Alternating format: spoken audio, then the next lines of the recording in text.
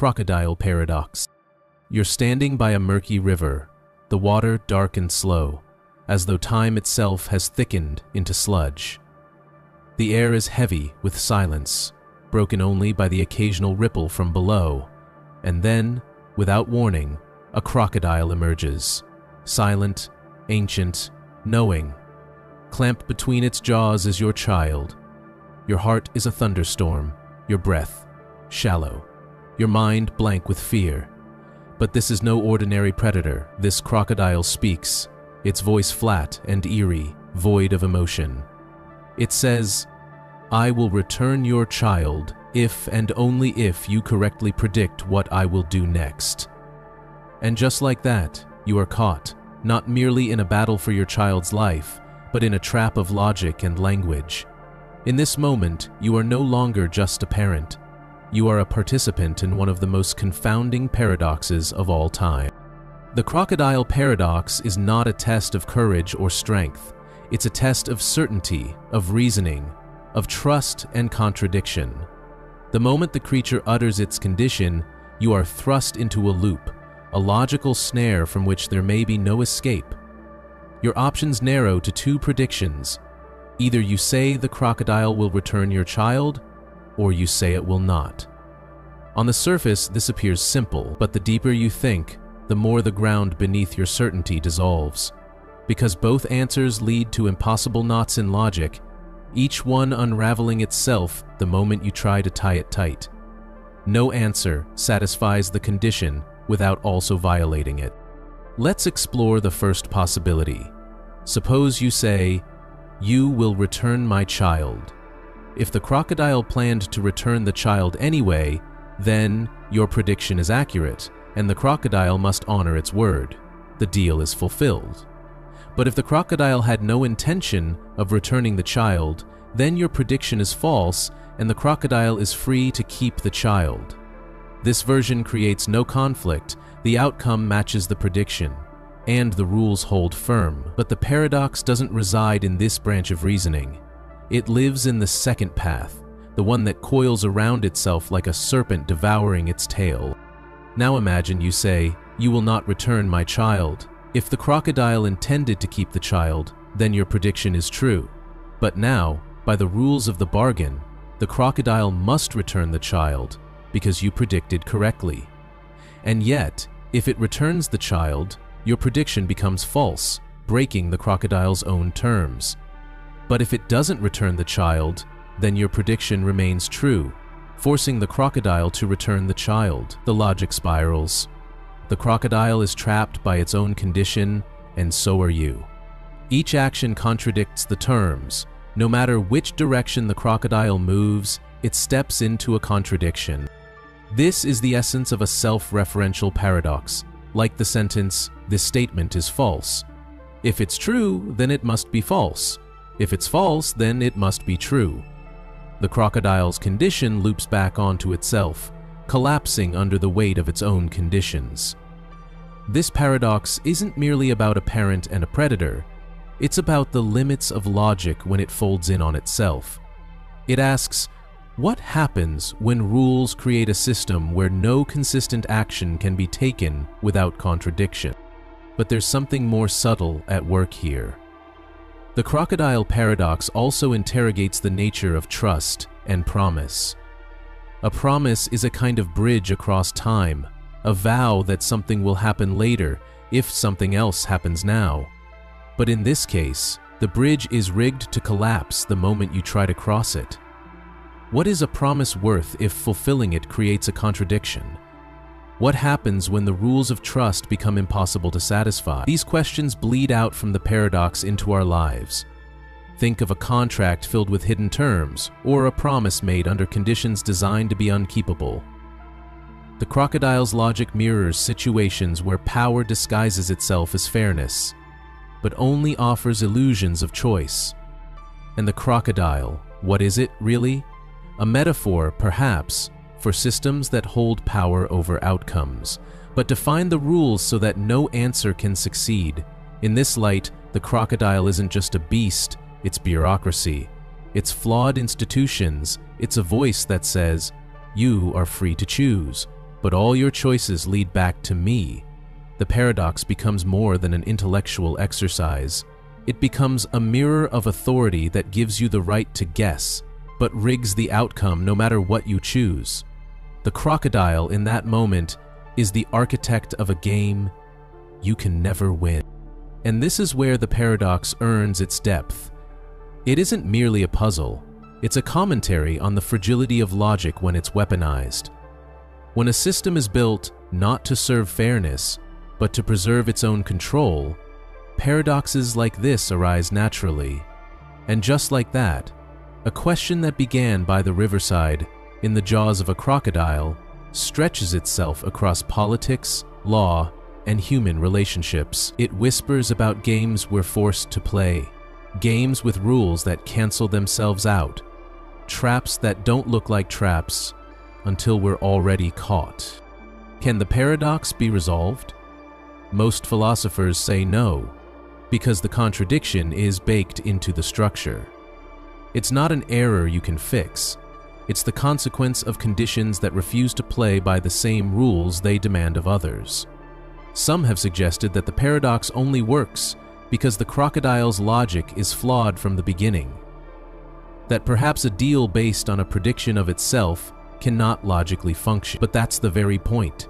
The paradox exposes how circular logic can seem fair while being fatally flawed. And this realization is as unsettling as it is enlightening.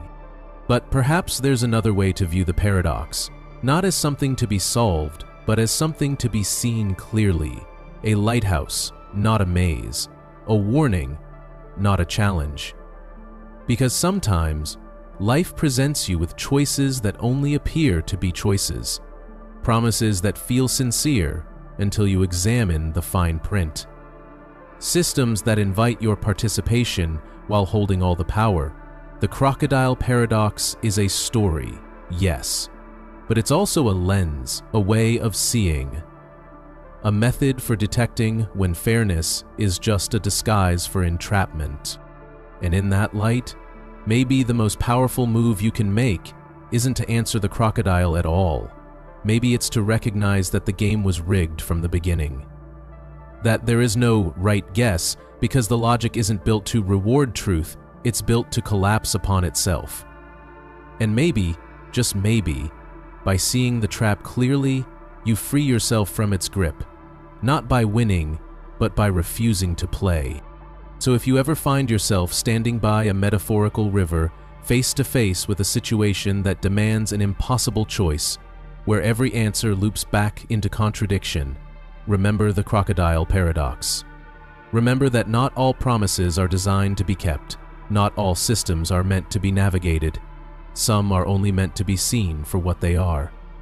And in that clarity, there is power. Not the power to win, perhaps, but the power to understand. And in understanding, you may find a freedom that no answer could ever grant. The paradox of the court.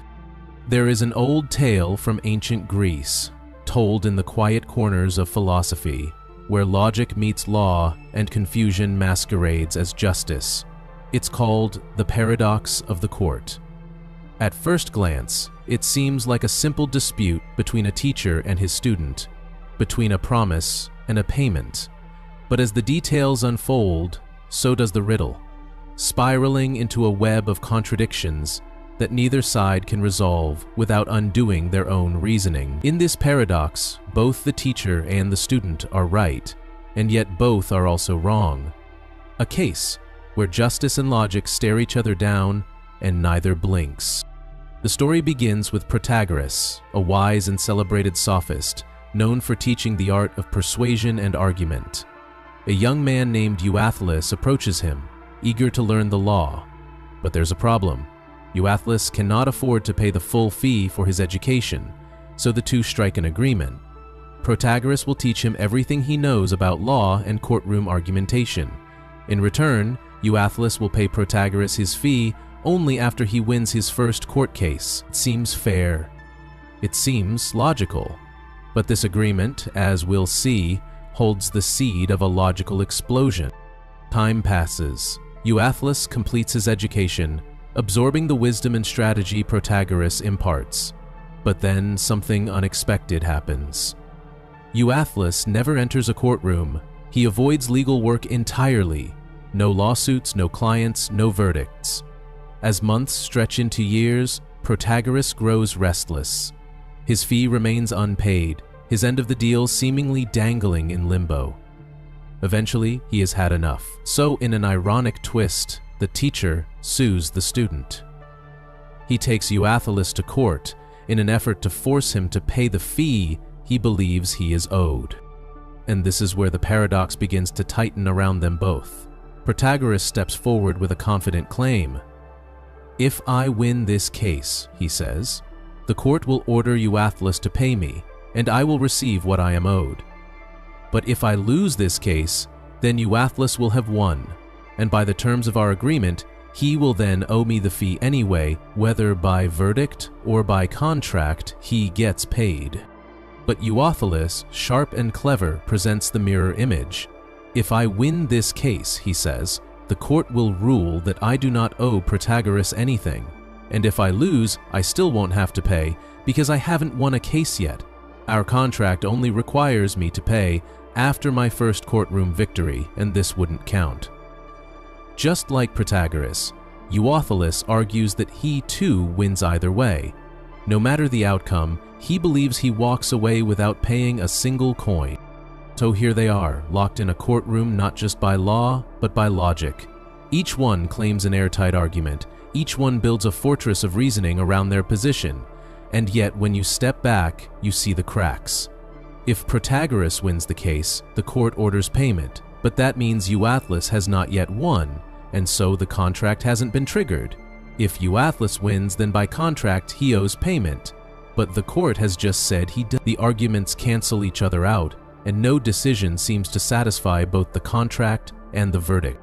What we have here is a paradox born from a conditional promise entangled with circular logic, a deal that folds back onto itself the moment you try to enforce it. It's the legal version of a Mobius strip, a surface with only one side, where every direction leads back to the beginning. And it forces us to confront a difficult truth, that sometimes even the most rational agreements can lead to irrational outcomes, that the machinery of logic can spin so fast it tears itself apart. This paradox raises profound questions about the nature of law and reason. What does it mean to owe something if the condition for that debt cannot logically occur? How do we resolve conflicts where fulfilling a promise breaks the very rule that promise was built upon? These are not just legal puzzles. They are reflections of real-life dilemmas, of contracts written with fine print that traps both parties, of systems so rigid that they collapse under the weight of exceptions. The paradox of the court also challenges our trust in legal reasoning. In theory, the law is built on clarity and order. But this case shows us that even within that structure, contradictions can hide. That logic, when pushed into loops, doesn't always lead to clarity. Sometimes it leads to paralysis. Courts rely on precedent, on interpretation, on human judgment to navigate these loops. But what happens when the contradiction is not in the evidence, but in the structure of the case itself? To resolve the paradox, some suggest the agreement between Protagoras and Euathlus was flawed from the start, that it created an infinite delay, where payment could be postponed forever as long as Euathlus refused to practice law. Others argue that the court must step outside the paradox, using practical reasoning to choose one outcome over the other, even if the logic seems to protest. But neither option feels fully satisfying, because this isn't a problem that can be solved. It's a problem that shows us the limits of solving. And this, perhaps, is the real value of the paradox of the court. Not in its resolution, but in its illumination. It shows us the fragile line between justice and absurdity. It reminds us that human systems, whether legal, social, or logical, are built on assumptions that can be twisted. That words, even when carefully arranged, can betray us if we forget their limitations. The paradox is not a mistake in thinking, it's a spotlight on the places where thinking fails. So what do we do with a paradox like this? We hold it gently, like a strange artifact. We don't rush to fix it, but we study it. We let it whisper to us about caution, about humility, about the traps hidden inside clever ideas. Because while most of our lives operate on simple logic, if this, then that, there are moments when that simplicity unravels. And in those moments, the paradox of the court waits like a quiet lesson from the past, reminding us that not all disputes can be untangled with reason alone. Perhaps that's why this ancient story still survives, because in every age we encounter situations where doing what's right leads to contradiction, and where following rules leaves us lost. The courtroom may be symbolic, but the conflict is real, in families, in businesses, in governments. It's the problem of mutually exclusive expectations, of deals that devour themselves, of contracts that punish compliance. And in those moments the paradox returns, not to frustrate us, but to teach us to see more deeply. So if you ever find yourself caught in a situation where every choice undermines itself, where agreement turns to contradiction, and certainty fades into a loop, remember Protagoras and Euathlus. Remember that, even in the most structured systems, logic has its shadows. And sometimes, the wisest move is not to solve the paradox, but to recognize it, to see it clearly, to understand that not every tangle needs to be undone. Some are simply there to remind us that clarity is a journey, not a guarantee. The drinker paradox. In a dimly lit bar, there's a crowd of strangers lost in conversation. Some are laughing, some are sipping in silence. Glasses clink. Time drifts slowly, like smoke curling toward the ceiling. And somewhere in that crowd, perhaps at the end of the counter or tucked in the corner booth, is a person who unknowingly completes one of the strangest, most counterintuitive truths in logic. It's called the drinker paradox, and on the surface, it sounds absurd, but the deeper you stare into it, the more it reveals something astonishing about certainty, implication, and the eerie dance of statements that fold back on themselves. The paradox begins with a simple claim. In every bar, there is someone such that if that person is drinking, then everyone in the bar is drinking. The first time you hear it, you might frown, puzzled. It seems too bold, too sweeping. It suggests that the drinking habits of a single individual could determine the drinking status of the entire room. It feels like a logical sleight of hand, a trick played with words. How could one person's action imply the behavior of an entire group? Surely the world doesn't work this way. And yet, in logic, the claim holds true. Every time. To understand it, you must step into the abstract world of formal logic, where meaning isn't measured by feeling, but by structure. The key lies in the nature of implication, specifically in how we understand the statement, if A, then B. In ordinary conversation, that phrase carries weight. It implies cause and effect, or a moral condition. But in formal logic, if A, then B is considered true in all cases except one, when A is true and B is false. This definition unlocks the paradox, but also creates a rift between how we speak and how logic works beneath the surface. Imagine a bar with many people. Some are drinking, some are not. Now, take two extreme cases. Suppose everyone is drinking. Then any person you choose will satisfy the statement. If they are drinking, then everyone is drinking, because they are drinking and everyone is. The implication is true. Now, flip it. Suppose no one is drinking. Pick anyone again. The statement becomes, if this person is drinking, then everyone is drinking. But here, the person isn't drinking, and, in logic, an implication with a false premise is always true. So again, the statement holds. There is always someone in the bar who satisfies it. Oh, this is what makes the drinker paradox so unsettling. It doesn't claim that one person causes everyone else to drink. It doesn't suggest a mystical influence or a magical ripple of behavior. It merely shows that in the world of logical implication, a certain kind of sentence will always be true, regardless of what's actually happening in the room. The paradox isn't about alcohol or bars, it's about truth, and how we define it in the quiet architecture of logic. And yet, there's something eerie about it, because the sentence feels wrong even though it's right. It highlights the disconnection between formal systems and intuitive understanding.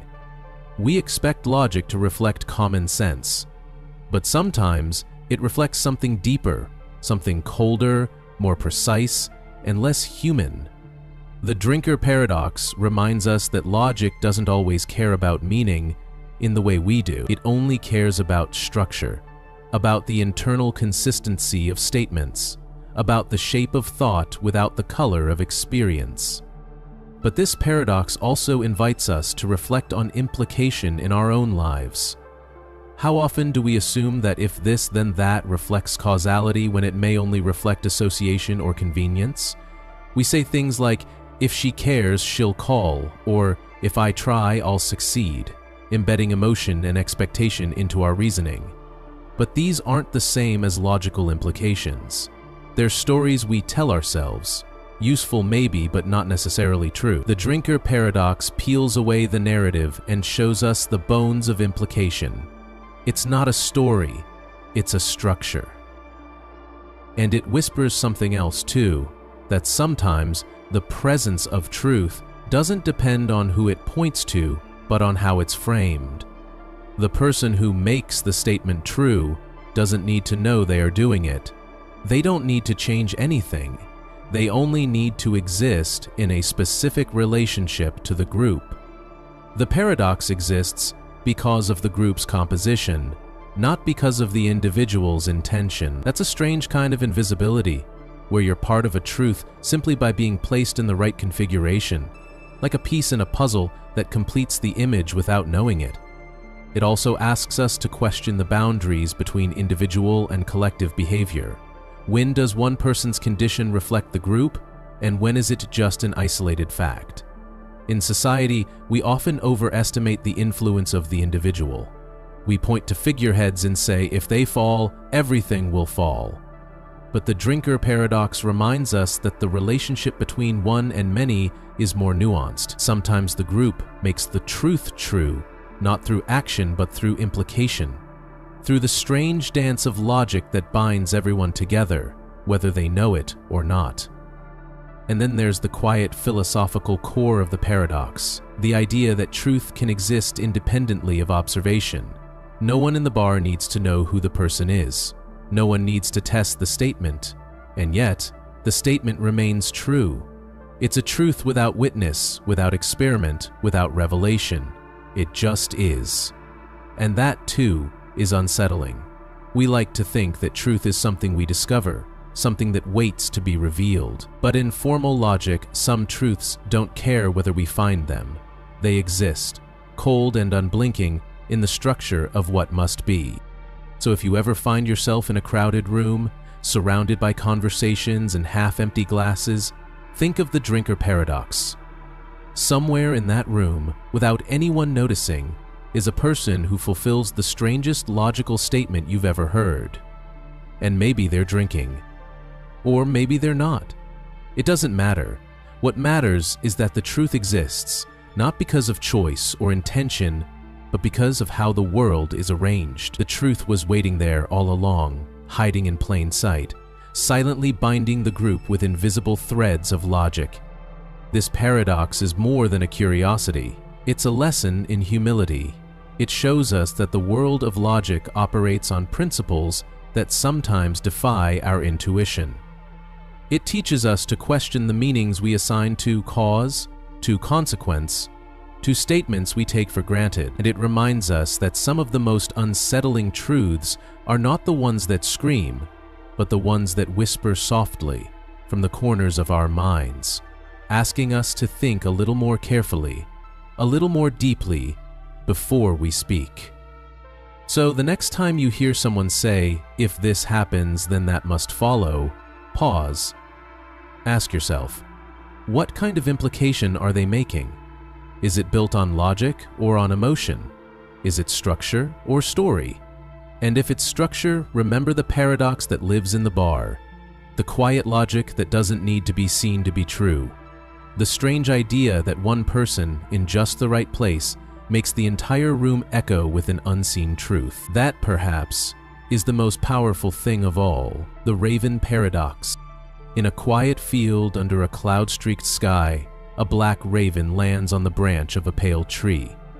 It caws once and turns its eyes to the horizon, still and thoughtful, as though contemplating something older than time. At first glance, this moment seems simple, just a bird, a tree, and the silent breath of nature. But in the world of philosophy and logic, that raven carries a question that has puzzled minds for generations, a paradox, a contradiction, a quiet disruption of how we think we understand truth and confirmation. This is the Raven paradox, and it begins not with a bird, but with a sentence. All ravens are black. It's a statement that feels true, at least as far as everyday experience tells us. You may have seen many ravens, and perhaps they've all been black. You may have never seen one that wasn't. So intuitively we accept it, but science doesn't rely on intuition. It relies on observation and confirmation. And here's the puzzle. How do we confirm that all ravens are black? According to logic, we do so by looking for black ravens. Each time we see one, it supports the claim. That's easy enough, but then something strange happens. Logically, the sentence, "all ravens are black," is equivalent to another statement. If something is not black, then it is not a raven.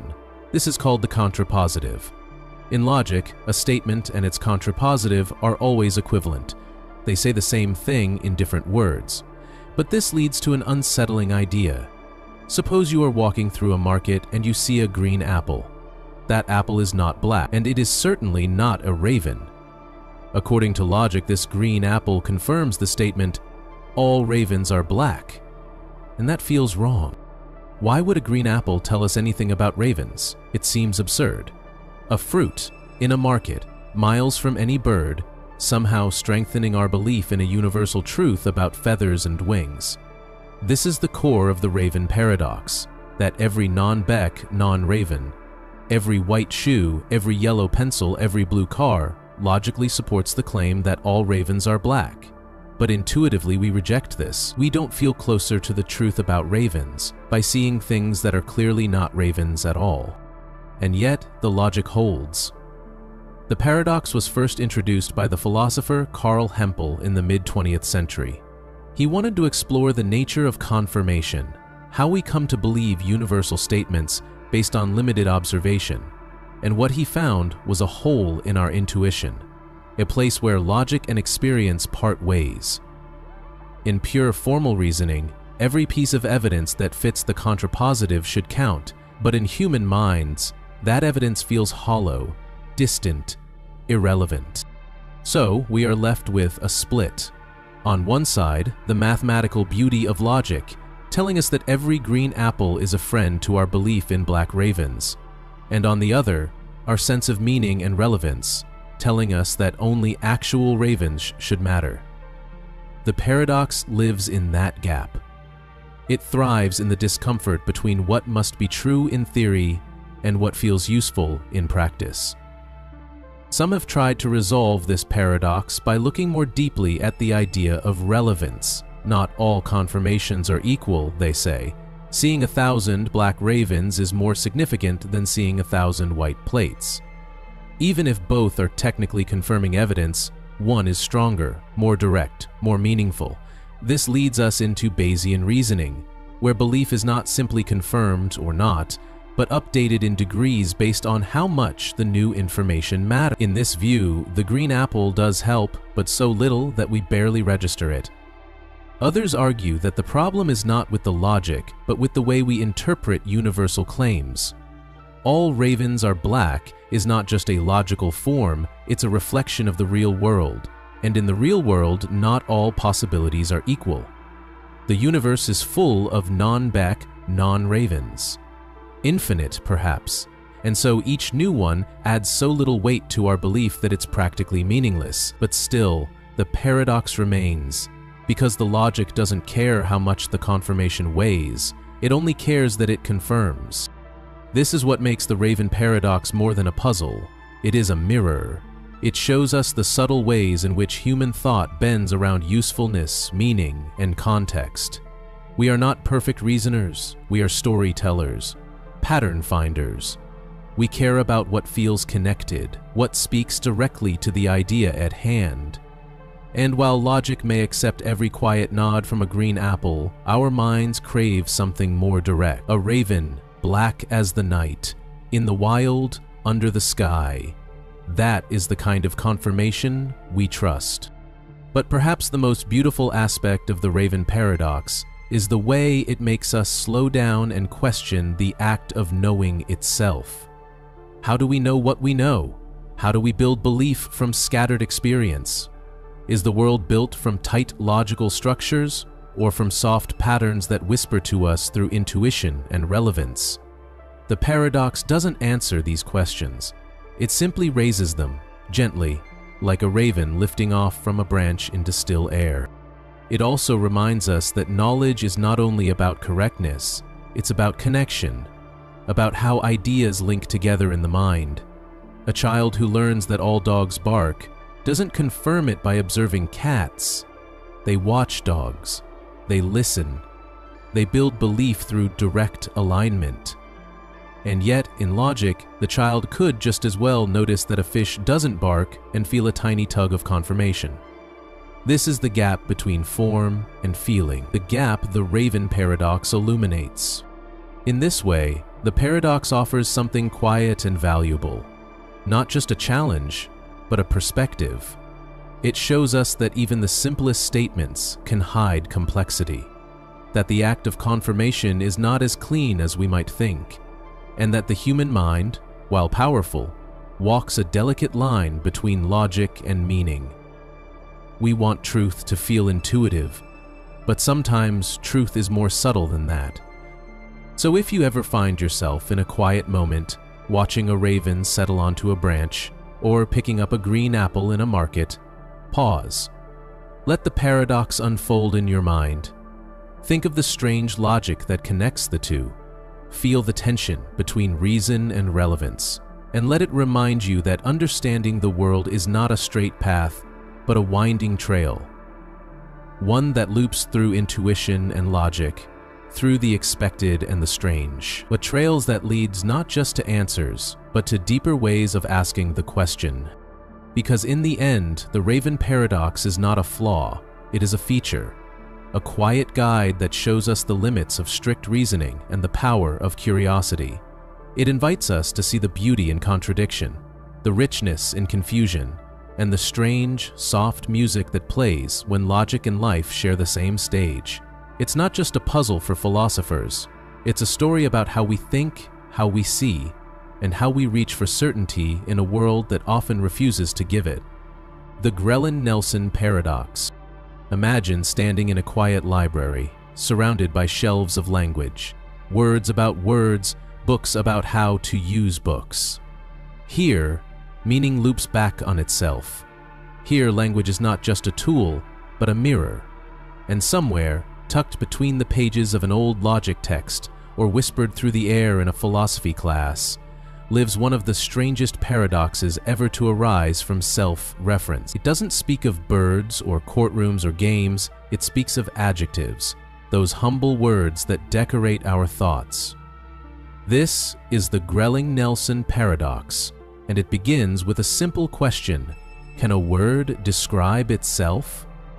At first, the idea sounds almost playful. Adjectives describe things, after all. Some describe colors, like blue or crimson. Others describe emotions, joyful, anxious. But then there are adjectives that describe themselves. The word short is short. The word English is English. These are called autological adjectives. They possess the property they describe, but others do not. The word long is not long. The word French is not a French word. These are heterological adjectives. They do not possess the quality they name. So we create a division: ontological on one side, heterological on the other. It seems simple at first, just a classification, a neat way to label words according to whether they describe themselves. But then the trouble begins, because someone, perhaps Grelling or Nelson, asks the next question: what about the word heterological itself? Is it heterological? That is, does it not describe itself? And suddenly, the ground beneath the concept begins to crack, because both answers lead us into contradiction. If we say that heterological is heterological, then by definition, it does not describe itself. But that means it does describe itself, because being heterological means not describing itself, and if it is heterological, it must not be. But if we say that heterological is not heterological, then it must describe itself. But that would make it autological and thus not heterological. Each attempt to classify the word flips back into its opposite. The loop tightens, the paradox reveals itself. This is the Grellian-Nelson paradox. It is not a trick of wording, but a structural collapse caused by self-perpeter. It's a linguistic cousin of Russell's paradox, which asks whether the set of all sets that do not contain themselves contains itself. These questions are built like Mobius strips, one-sided surfaces that twist in such a way that walking along them brings you back to where you started, but invert. The paradox doesn't lie in the meaning of the words themselves, but in the framework we try to place around them. Language turning inward and breaking in the process. But why does this matter? It matters because language is how we build our worlds. It's how we describe, categorize, and understand. And when language fails, when it leads to contradiction from within, we see the edges of its power.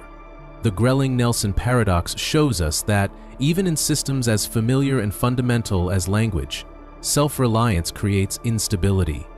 The very tools we use to build knowledge can, under certain conditions, saw themselves in half. And yet, this paradox is not just a warning, it's a mirror. It reflects the limits of classification, the fragility of systems that try to define everything, including themselves. We crave order.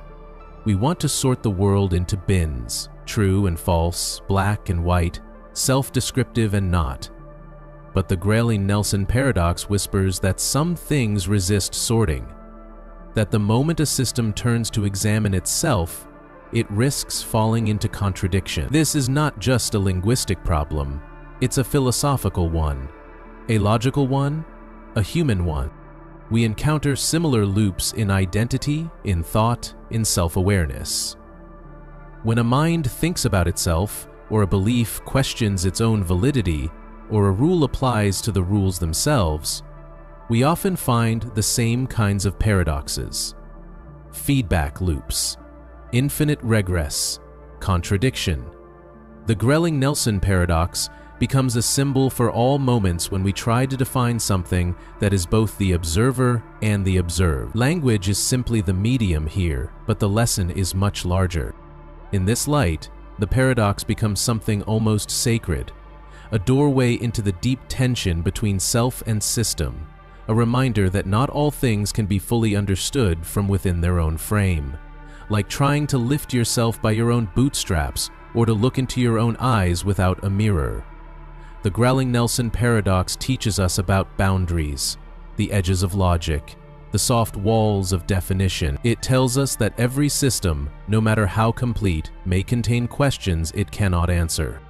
And this humility is important. In a world where information grows faster than understanding and systems become increasingly complex, we need to remember the fragility of our tools. The paradox is not there to destroy language or mock logic. It's there to remind us of their limitations, that even the cleanest structures can contain cracks, that self-representation is not a game, but a fundamental challenge at the heart of reasoning. Some have tried to resolve the paradox by denying that heterological can be classified at all, that it's a special case, exempt from the categories it tries to belong to. Others rework the logic of language itself, refining the rules of set theory, or introducing new kinds of hierarchies. But these solutions, while valuable, do not erase the unease. They only relocate it. Because the paradox was never just about words. It was about the strange tension between what can be said and what can be known, between expression and reflection. And in this tension, there's beauty. There is something deeply human about running into the limits of understanding. It humbles us. It reminds us that the map is not the territory, that our classifications are scaffolds, not truths. The Grelling-Nelson paradox invites us to dwell in that space, not to fix it, but to feel it, to recognize the quiet poetry of contradiction, the way a word can fold back on itself and become a riddle, a mystery, a mirror.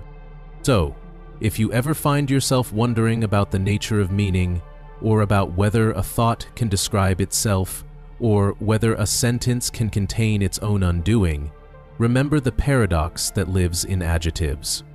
Remember, heterological, a word that, like a question with no clear answer, offers only reflection.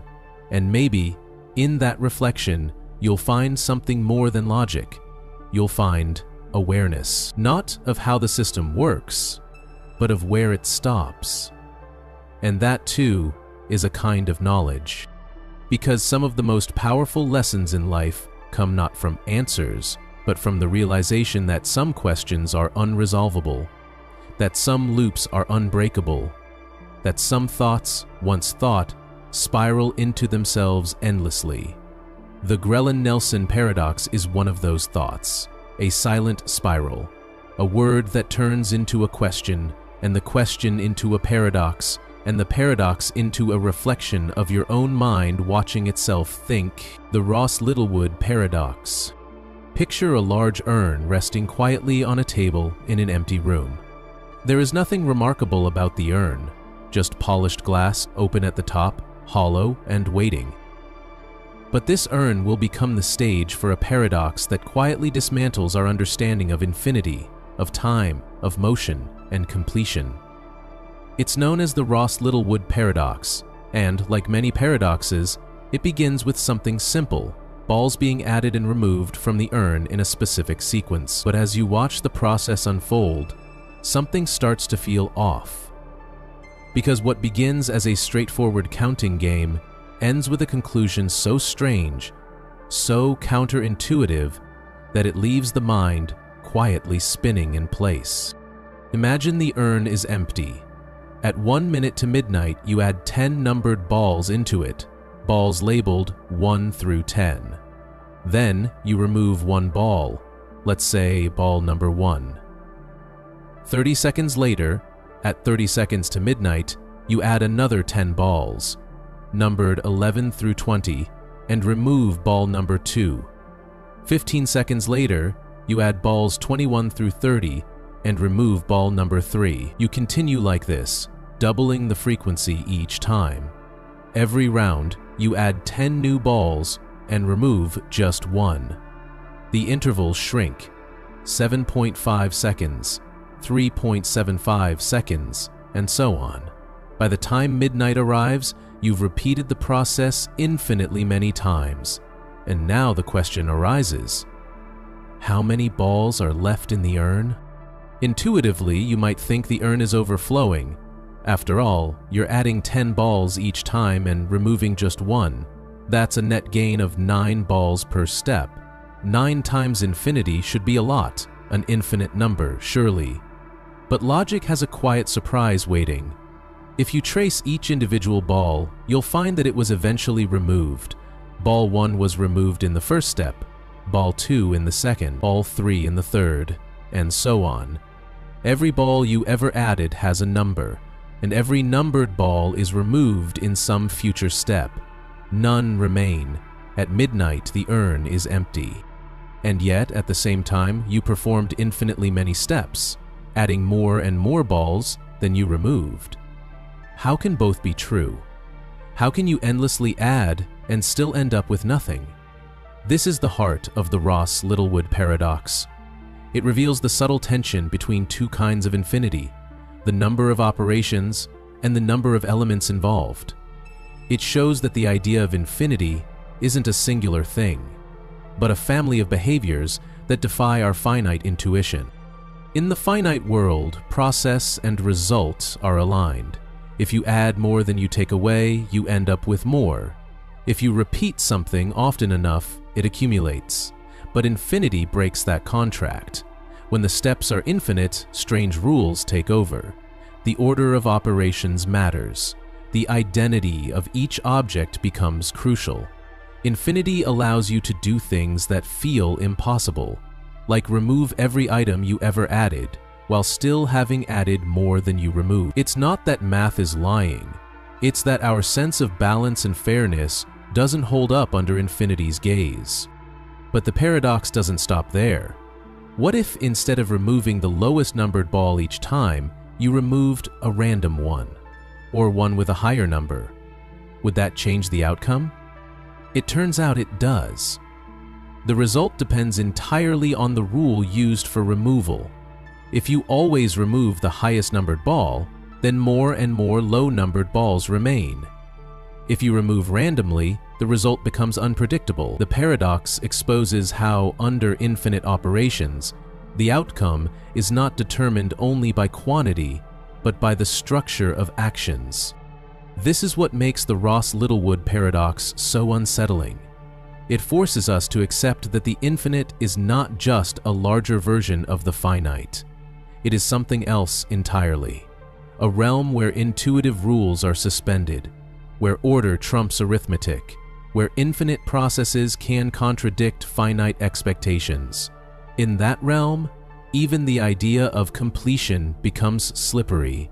Midnight arrives, but what does it mean to say the process is finished? Each step approached midnight but never touched it, until, suddenly, it does.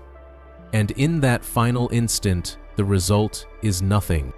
The paradox also echoes something profound about time itself. Each action happens closer and closer to midnight, compressing an infinite sequence into a finite duration. It's as if time folds in on itself, allowing eternity to play out in a single moment. This speaks to the Zeno-like nature of the paradox, where motion and stillness, addition and disappearance, coexist in unsettling harmony. Time is not a passive backdrop here. It is the very stage on which infinity reshapes logic. But beyond math and time, the Ross-Littlewood paradox is also a parable about accumulation. About how the things we build, habits, memories, even ideas, can disappear if we don't pay attention to how they're kept. It's not just about what you add to your life, but about what you subtract, and how. Every step seems to build, but if every gain is eventually canceled out, what remains? The urn becomes a metaphor for effort without permanence, creation without retention, an infinite act of building that quietly erases itself. And in that metaphor is a quiet warning that infinite effort without careful intention can lead to emptiness, that adding more is not the same as gaining, that without structure, infinity can undo everything. This isn't just a mathematical insight, it's a reflection of the human experience. We live our lives adding days, memories, experiences, but what if they all vanish in the end? Not because we failed to collect them, but because of the rules by which we let them go. The Ross-Littlewood paradox does not offer an answer. It simply stands there, like the empty urn, inviting contemplation. It asks us to consider what it means to complete a process that never truly ends, to reach the edge of time and find that everything we thought would accumulate has vanished. It's not a puzzle to be solved, it's a mirror to be held up to our assumptions about growth, about permanence, about the way things build and decay. And yet, in the silence after midnight, the paradox leaves something behind. Not balls, not numbers, but insight. A deeper awareness that infinity is not always expansive. Sometimes it's subtractive. sometimes it reveals how fragile our notions of progress really are. In this way, the paradox becomes not just a curiosity, but a meditation, a reminder that not all effort leads to gain, that infinite steps can arrive at zero, and that the rules we follow shape more than the path, they shape the destination. So if you ever find yourself imagining progress as a straight line, as a series of additions, of successes, of forward motion, remember the urn. Remember the shrinking steps, the disappearing numbers, the final emptiness. And let it remind you that meaning is not found in the quantity of what you do, but in the quality of how it's done. The Ross Littlewood paradox doesn't warn us away from the infinite. It invites us to respect it, to understand that not all infinities are created equal, and that even endless effort must be guided by clarity and care. Benedette's paradox. Imagine walking down a quiet road, the sky dimming to a soft gray as the evening unfolds. The path is straight, stretching forward into the distance like a line drawn between moments. But something stops you. Not a wall, not a locked gate. Nothing physical, just a feeling, something unseen, unmeasurable, but real enough to make you hesitate. Ahead, there are no obstacles, and yet, for some reason, you cannot take the next step. This is the essence of Benedette's paradox, a strange and silent conflict between motion and reason. A thought experiment that exposes the limits of action when infinite barriers are invisible but implied. The paradox begins with a simple setup. A traveler walks along a road, heading toward a destination, but then something strange happens. At a certain point, a guardian appears, an obstacle that says, "If you reach this point, I will stop you." So the traveler pauses, and just before they would have reached that point, another guardian appears. This one stands just before the last, making the same threat, and then another, and another, and another. An infinite sequence of guardians now lies before the traveler, each one threatening to intervene if the traveler makes it past the one before. But here's the twist. None of the guardians ever has to act, because the traveler never reaches the first one. Every guardian is contingent on the step that comes after, but none of them actually blocks the path. And yet, the traveler is effectively trapped, not by force, not by action, but by the mere presence of threats that are never fulfilled. Motion becomes impossible, not because of what happens, but because of what would happen. And in this, the paradox reveals itself, not through what occurs, but through what doesn't. Benedette's paradox lives in the gap between potential and reality. It shows us that something can be halted not by a single decisive event, but by an infinite layering of conditions that prevent any event from happening at all. It's not a wall, it's the idea of walls. It's not a prison, it's the implied threat of one. The traveler isn't stopped by a physical force, they are stopped by logic, by an infinite regression of unrealized obstacles. This kind of paradox strikes at the heart of how we understand cause and effect. Normally, we move because nothing stops us. We act unless something intervenes. But in Benedette's setup, intervention is never required. It's the very structure of the sequence, the infinite converging approach of conditional threats, that creates immobility. And that's what makes it so strange. You could say the traveler is free. There is no single point where force is used, and yet the traveler cannot move.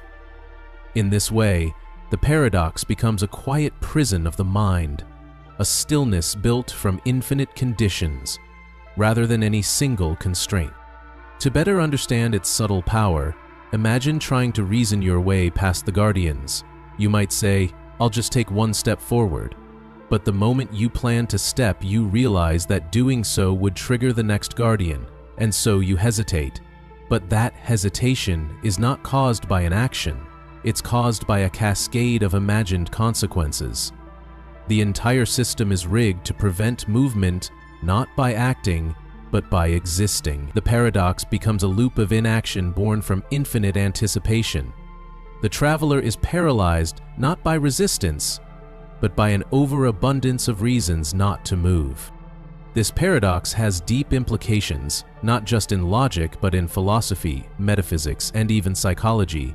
It reminds us that there can be systems so intricately structured, so infinitely recursive, that nothing can occur, not because of a flaw, but because of too much consistency. It's the philosophical equivalent of being frozen by overthinking, a world where every move is countered before it is made. A life where action is impossible not because it's forbidden, but because it's always already prevented. Bernardette's paradox also raises questions about determinism and free will. If the traveler's path is blocked by conditions that will only activate in response to their choices, then is the traveler free? Are they being stopped, or are they stopping themselves in response to imagined limits? The guardians are passive until triggered, so the burden of inaction lies in the decision to move. It creates a strange landscape where responsibility and consequence are endlessly deferred, and yet the effect is total. The traveler never takes another step. This framework touches something very real in the human experience. How often are we paralyzed by imagined consequences? How many actions go untaken, not because of real blocks, but because of internal chains of what if? The traveler on the road could be anyone, facing a choice, imagining every possible failure, every potential rejection, every reason to wait just one more moment. And in that waiting, the moment never arrives. The road never continues. The journey ends before it begins. Bernardette's paradox thus becomes a metaphor for hesitation, a reflection of the silent ways fear can dress itself as logic. In this light, the guardians are not supernatural or mysterious. They are thoughts, worries, doubts. Every time you prepare to act, another thought arises, whispering, "Be careful." And though no one of them is strong enough to stop you, the infinite chain of them holds you in place like iron. The traveler's path becomes a mirror for the human condition, stuck between intention and fear, progress and paralysis. But the paradox also challenges the way we think about infinity itself. It shows that infinite sequences don't just stretch forever, they can also compress, converge, and still never reach completion. All the guardians in the paradox fit into a finite stretch of road, approaching a limit point but never quite arriving. Just like Zeno's paradoxes, where infinite halves never equal a whole, Bernardette's guardians show that infinite steps can fit within finite space and still block it entirely. Infinity in this context becomes dense, not far away, but tightly packed into the very air. And that density has consequences. It means that paradox doesn't live at the edge of reality, it can be found right in the middle of it, on quiet roads, in ordinary choices, in the spaces between thoughts. It means that the infinite isn't something we reach, it's something we can live inside unknowingly. And in doing so, we may find ourselves trapped in situations that feel impossible, not because of any one thing, but because of the overwhelming possibility of everything. So what is the lesson of Bernardette's paradox? Maybe it's that freedom is not just the absence of obstacles, it's the absence of infinite imagined ones. That sometimes, movement requires more than opportunity. It requires a willingness to ignore the entire chain of what-ifs, to step forward, even when the mind lists every reason not to see that none of the guardians has acted, and that perhaps they never will. The traveler, after all, is stopped by prophecy, not presence, by the logic of hesitation, not the logic of reality. And in that realization lies the seed of escape, not by defeating the guardians, but by recognizing that their power lies in expectation, in prediction, in the acceptance of their structure. Once you see that, you realize something else, that the infinite regress only traps you if you accept its rules, that some paradoxes only hold you if you stand still. And so the traveler perhaps could take a step, not through defiance, but through clarity, through the understanding that imagined barriers, even infinite ones, are not the same as real ones. Benardette's paradox doesn't need to be solved, it needs to be seen. It needs to be felt. Because its power lies not in what it says, but in what it reveals about the spaces we construct in our minds. It is a reminder that logic, like fear, can sometimes build perfect cages, and that the key is not in breaking the logic, but in stepping outside it. So if you ever find yourself standing still, unsure why you cannot move, listen closely. Ask yourself if you've been surrounded by guardians, silent, conditional, imagined. And if you have, remember the traveler, remember the road, and remember that sometimes the way forward is not blocked at all. It only seems that way, because we've convinced ourselves that every next step is already promised to be impossible. And yet, it isn't. The absent-minded driver paradox. It begins with a driver. The road is long, stretching forward under the calm breath of night. There are signs, but the signs don't help. There are lights, but they don't guide. This is a journey of decisions, made not with clarity, but with the dull haze of habit and forgetfulness. The driver is absent-minded, not foolish, not careless, but human in a deeply familiar way, prone to distraction, vulnerable to uncertainty.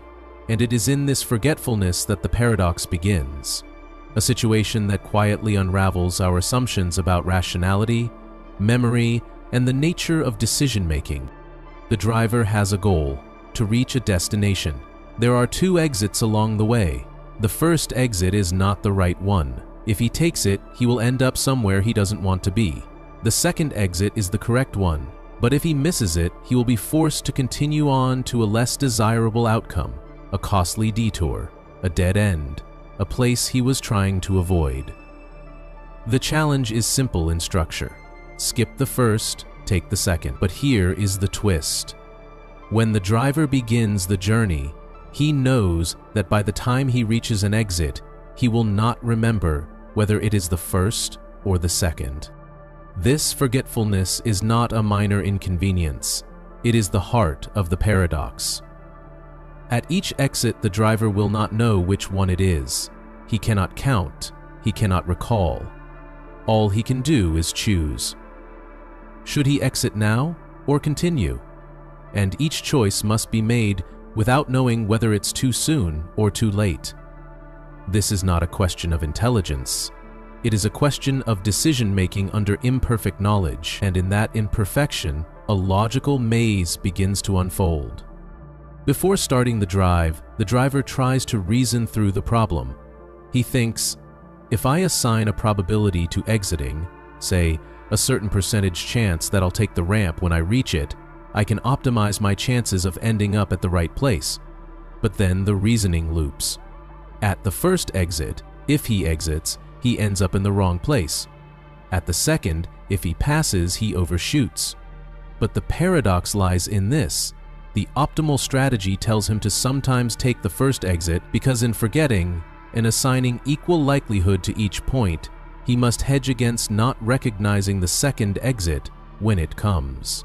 And so rational behavior tells him to act irrationally, to do what he knows is wrong, just to maximize the chance that he eventually gets it right. It's here that the paradox reveals itself, not in the structure of the road, but in the breakdown between knowledge and action. The driver knows what he wants. He knows the layout of the road, but he cannot use that knowledge in the moment it matters. And so he is left with probabilities, with strategies that play against his own certainty.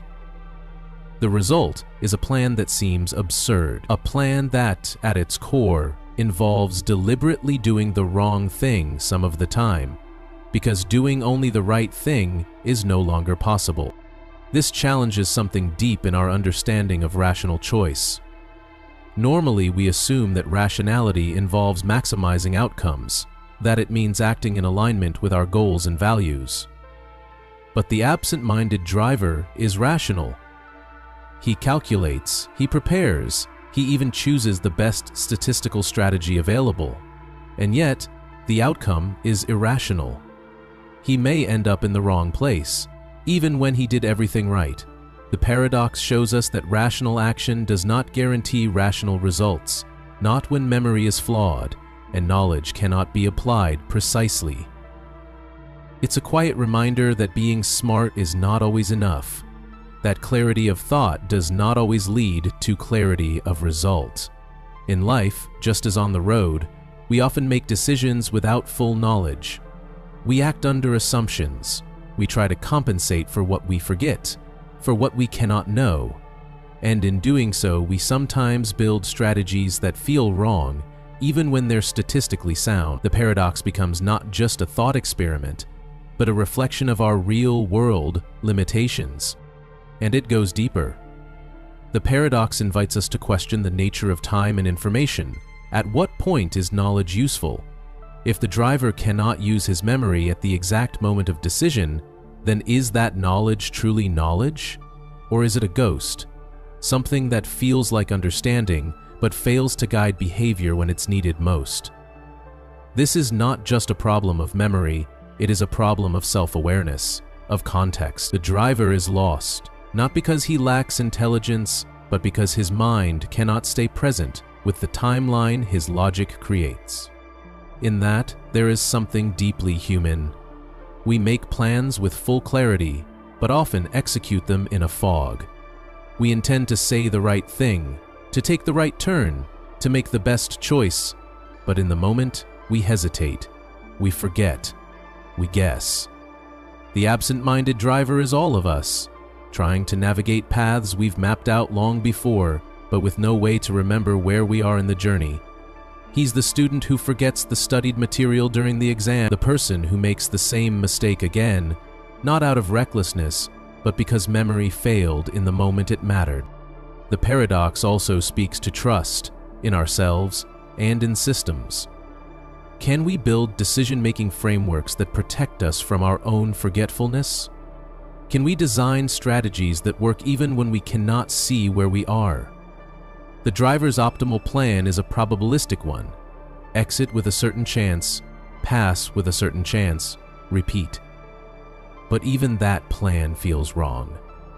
It feels like giving in to randomness. And maybe that's the deeper lesson, that under certain conditions, logic and randomness are not opposites, they are partners, working together to form the best approach in an imperfect world. And yet, the paradox is unsettling. It leaves us with no satisfying solution. There is no strategy that guarantees success, only strategies that balance failure. It teaches us humility, that some decisions cannot be optimized in the traditional sense, that sometimes acting in the best way still means losing, that life, like the road, doesn't always reward preparation with success, and that forgetfulness, so often dismissed as a flaw, can completely reshape the logic of how we should act. So what should the driver do? The paradox doesn't answer, it only shows the trap, the gap between knowledge and application, between planning and presence. But in seeing the trap, we gain something else, a kind of awareness, a softness in how we think about failure. We realize that not all mistakes come from poor reasoning. Some come from the simple structure of time and memory, from trying to act rationally in a moment when we cannot fully understand where we are. In that way, the absent-minded driver is not just a character in a thought experiment, he is a reflection of every mind trying to move forward in a world where certainty fades and memory flickers. His story is not a puzzle to be solved, it is a mood, a tone, a question whispered in the dark. How do we act when we cannot remember how far we've come? And how do we forgive ourselves when even the best strategies fail? Perhaps the lesson isn't to avoid forgetfulness, but to build gentleness around it. To understand that even within forgetfulness, even within paradox, there is still a way forward. Maybe not the perfect one, maybe not the one that guarantees arrival, but one that honors the complexity of being human, of trying to navigate a world with an imperfect map. And so, as the road winds on and the signs blur past in the dark, the absent-minded driver continues, not certain, not precise, but still moving, still trying. And in that quiet, uncertain motion, he teaches us something no flawless plan ever could. The GRU paradox. It starts with a color, or rather, a pair of them, green and blue, two shades we know well, distinct, familiar, part of the everyday fabric of perception. But in the space between them, in a strange logical blend of language and time, lives a made-up word, GRU. And it is in this word that a quiet paradox waits, one that calls into question how we understand the future, how we project the past, and whether the patterns we believe in are truly reliable or just illusions in disguise. This is the GRU paradox, and it does not begin with confusion, but with a simple statement: all emeralds are green. We believe this because we've seen it. One emerald, then another, and another, each one gleaming with the same color. This, to us, feels like a confirmation, a pattern, an inductive truth. From what we've observed in the past, we draw a conclusion about the future. That all emeralds, those we've seen and those yet to be seen, are green. It's how we build knowledge. Observation leads to expectation. Expectation leads to belief. But the GRU paradox takes this certainty and quietly turns it upside down. The philosopher Nelson Goodman introduced the concept in the mid-20th century as a way to examine the foundations of induction, the process by which we generalize from specific experiences. He proposed a peculiar predicate, GRU. An object is GRU if it is green before a certain time, say January 1st, 2030, and blue thereafter. So if you look at an emerald today, before that date, and it's green, then it fits both descriptions. It is green and it is GRU. You have no way of distinguishing between the two. The color is the same. The evidence is identical. And yet the predictions diverge. If you believe the emeralds are green, then you expect that future emeralds will also be green. But if you believe the emeralds are GRU, then after the cutoff date, you expect future emeralds to be blue. And here lies the paradox. Both beliefs are equally supported by the same past observations. Every green emerald you've seen up to this moment confirms both green. There is no additional information to help you choose between them. So why do we trust green more than GRU? What makes one more natural, more logical than the other? This is the quiet unease of the GRU paradox. It shows us that our expectations for the future are not just based on evidence. They are shaped by the language we use to describe that evidence. Green feels natural, consistent, time-independent. GRU feels artificial, contrived, conditional. But that difference is in us, not in the data. The paradox reveals that our inductive logic may be less about truth and more about habit, about comfort, about the words we're used to. And that raises deeper questions. Is induction ever truly justified? We say that the sun will rise tomorrow because it has always risen before. But why should the past dictate the future? The GRU paradox asks us to reconsider that confidence. If a new concept like GRU can fit the same past as green and yet produce a wildly different future, then what anchors our belief? What makes us trust one prediction over another? Goodman called this the new riddle of induction, and it lingers not as a puzzle to be solved, but as a challenge to how we think. The paradox also touches on something more fundamental: the problem of projection. When we use the past to infer the future, we assume that the predicates we use are stable, that green today will mean green tomorrow. But GRU breaks that assumption. It's a time-bound word. It changes its meaning based on the moment. It reveals that what we consider stable might actually be flexible, that our concepts might hide shifts we don't notice. Green is only stable because we treat it as such. But if we grew up in a world where GRU was the standard, then green would seem suspicious. This leads to a strange realization. Our reasoning is entangled with our linguistic choices. It's not just about what we observe, but how we describe what we observe. And once you accept that, the foundation of knowledge begins to tremble, because if language shapes logic, then logic is not pure. It is colored by culture, by history, by the invisible paths our words have taken. The GRU paradox is not just a clever trick. It's a mirror showing us the architecture of thought and the cracks that live within it. And yet, there is something beautiful in that vulnerability. The paradox invites us to look more closely at how we build beliefs, to slow down, to examine the scaffolding beneath our convictions. It teaches humility. It reminds us that even our most cherished truths may be more fragile than we think, that the world is not always divided into what is obvious and what is absurd, but rather into what we've learned to call obvious and what we've learned to dismiss. The difference between green and GRU is not evidence, it is expectation. In this way, the GRU paradox is a quiet protest against intellectual laziness. It pushes us to see the invisible assumptions that guide our thinking, to question the categories we take for granted. It asks us to imagine a different lens, a different vocabulary, and to realize that another version of us, speaking another language, might see the same world and draw entirely different conclusions, and that neither of us would be wrong, just differently trained, differently framed. But the paradox doesn't ask us to abandon induction, it simply asks us to acknowledge its limits, to recognize that the leap from past to future is never purely rational. It's a wager, a habit, a trust that the patterns we've seen are real, not just convenient. And maybe that's enough. Maybe what matters is not certainty, but coherence. That our beliefs hang together, even if they don't rest on unshakable ground. The GRU paradox doesn't destroy logic, it refines it. It adds depth, texture, vulnerability. It reminds us that thinking is not a straight line, but a spiral, circling back through language, time, and choice. So if you ever find yourself looking at an emerald, real or imagined, think of the paradox it carries. Think of the future it points to. Will it stay green or turn blue?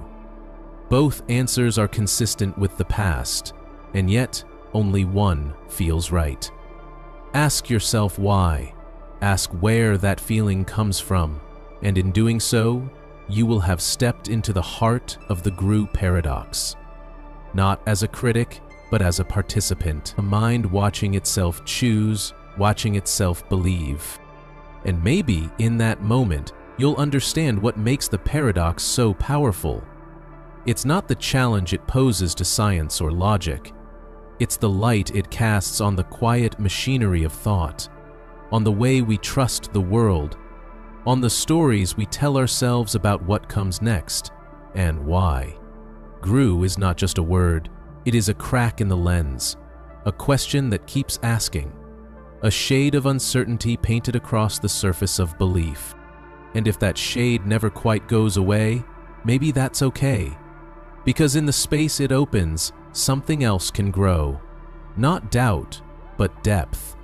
A deeper sense of the mystery behind every truth. A quiet reminder that certainty is a choice.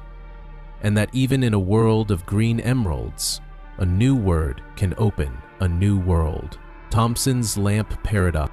Picture a small room, quiet and timeless. In the center sits a simple table. On it, a lamp.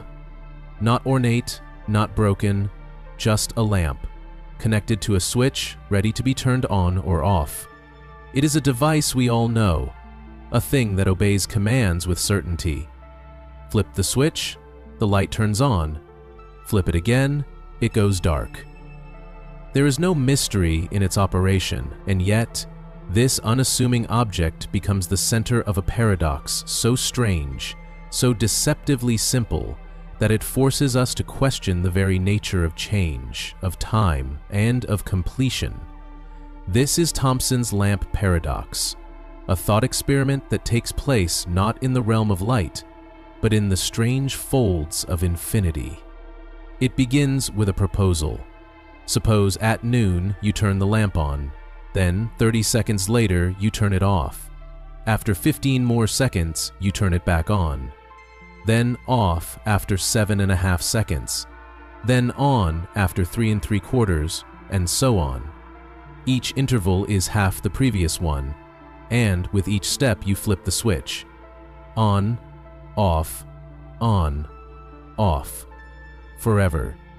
The time between flips shrinks with each movement, becoming smaller and smaller. And because each step takes half the time of the last, the entire infinite sequence is completed in exactly 1 minute.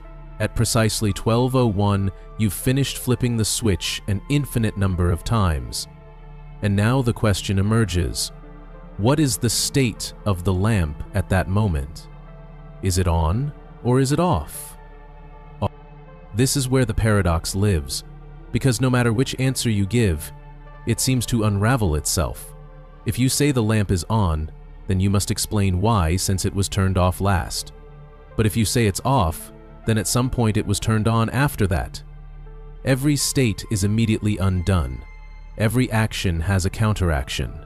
No final position holds because no final step was taken. There is no last flip. The sequence has no end, and yet it has a completion. The minute ends, the process is done, but nothing remains settled. This contradiction exposes something strange about infinity, not as a vast distance, but as something that can be compressed, folded into a finite space. We often think of infinity as endless, but here it fits inside 1 minute, an infinite number of actions, one after the other, all performed within 60 seconds. The paradox doesn't question whether this is possible in practice. It assumes it is possible in theory, and in doing so it forces us to reckon with what infinity really means when it is no longer distant, but immediate. It also forces us to confront the idea of completion. What does it mean for a process to be finished? We like to imagine actions as having conclusions, events as having end states, but in Thomson's lamp, the act of flipping never concludes. It just gets faster, more frequent, until it becomes untraceable. And then it stops, not because the lamp reached a final state, but because time ran out. The lamp story is over, but the story has no ending. It's a process with no final act. And yet, we are asked to name the result: on or off. Some might argue that the paradox is purely semantic, that it's a linguistic trap, playing with ideas we know can't be realized. After all, in the real world, you can't flip a switch infinitely fast. You can't complete infinite steps in finite time. But the point of the paradox is not to mimic reality. It is to push the limits of reasoning, to test what happens when we apply the rules of logic to their extreme. And in doing so, it reveals something unsettling: that our concepts of time and change may break down when faced with infinite processes. Mathematically, we can sum the intervals: 30 seconds, 15, 7.5, 3.75, and so on. The series converges. It adds up neatly to 1 minute. But the actions themselves, the flips, do not converge. They oscillate. They never stabilize. So at 12:01, there's no meaningful way to say what the lamp does, because the sequence doesn't lead to a final state. It doesn't settle into on or off. It simply exists as a blur of contradictions, an infinite storm condensed into a single instant. This challenges our understanding of causality. In the physical world, causes lead to effects. Actions have results. But in this paradox, every action is immediately countered. Every cause is undone by the next. The system becomes caught in an endless loop, a feedback that never resolves. It's like listening to a song that changes direction every note, never settling into a melody. And yet, after 1 minute, the music ends, not with a final chord, but with silence that holds no memory of the song's last tone. And perhaps this is the deeper message of Thomson's lamp: that not all processes yield conclusions, that not all sequences build toward clarity. Some simply demonstrate the limits of understanding. The lamp becomes a metaphor for all the moments in life where outcomes remain undefined, not because of confusion, but because of structural impossibility. It's not just a lesson in logic, it's a reflection of uncertainty, of the spaces between decisions, of the moments when every choice is reversed by the next and the future becomes unknowable by design. Philosophers have tried to resolve the paradox in different ways. Some argue that it's meaningless to ask about the lamp's state at 12:01, that the question itself breaks down because the sequence has no final act. Others suggest that the lamp has no state at all at that time, that it exists in a kind of undefined limbo. But these answers are not meant to satisfy. They are meant to illuminate the limits of the tools we use to describe the world. Thomson's lamp is not about light, it is about the boundary between logic and time. It also hints at something more subtle, the illusion of progress. Each step of the process feels like movement, like something is being done. But in the end, there is no result. The lamp is left without a state. The paradox shows us that activity does not always lead to outcome, that even infinite action may produce nothing. It asks us to reconsider the idea that doing more always builds towards something. In some cases, more is just more. Not better, not clearer, just endlessly reversible. This has real implications beyond thought experiments. In our lives, we often repeat behaviors, habits, choices, back and forth, on and off, without ever reaching resolution. We believe we are progressing, but sometimes we are simply oscillating. We are the lamp, endlessly flipped. And when the moment of reckoning arrives, when the minute is up, we find ourselves unable to say what state we're in. Are we resolved? Are we free? Or have we simply run out of time? The paradox does not answer. It simply presents the question and lets it linger, like the glow of a lamp that might have been on or might have been off, a light that never flickers into certainty. It reminds us that some systems, no matter how carefully constructed, defy conclusion, that some truths resist finality, and that even when all actions are accounted for, the result may still remain unknowable. So the next time you see a light flicker, think of Thomson's lamp. Think of the infinite hidden in the finite, the reversals hidden in progress, the moment when time runs out but certainty never arrives. And let that uncertainty be not a flaw but a feature, a reminder that in some corners of thought and in some corners of life, the final state is not always the point. Sometimes it's the motion, the rhythm, the paradox itself that reveals what we most need to see. Goodman's paradox. There is something quietly comforting about pattern. We look to the sky and see the sunrise. We feel the chill of winter fade into spring. We gather pieces of experience and string them together like beads, drawing meaning from repetition. This is the essence of induction, the ability to generalize from the past, to expect the future to follow the shape of what we have already known. We touch a stove and learn that it burns. We see 100 green emeralds and believe the next one will be green too. This is the rhythm of knowledge. But what if the pattern lies? What if the logic behind our belief has cracks we've never seen? This is where Goodman's paradox begins, not in what we know, but in how we come to know it. Nelson Goodman introduced this paradox not to confuse us, but to illuminate a quiet flaw in one of the most basic principles of reasoning, the principle of confirmation. At its core, this principle says that a universal statement is supported by consistent evidence. All emeralds are green is confirmed every time we see a green emerald. It seems obvious, it seems rational, but Goodman asks us to look closer, to question not the evidence, but the structure we use to interpret it, because hidden in that structure is an ambiguity, one that quietly challenges the reliability of inductive reasoning itself. To illustrate this, Goodman invents a new word, GRU. An object is GRU if it is green before a certain time, say January 1st, 2030, and blue afterward. So when we observe emeralds now, in the present, they are both green and GRU. They satisfy both properties, and so far we have no reason to prefer one over the other. But when 2030 arrives, something shifts. If the next emerald is green, then it fits the predicate, green but not grew. If it's blue, it fits grew but not green. The past supports both predictions. The evidence is the same, but the outcomes diverge. And suddenly, we are lost.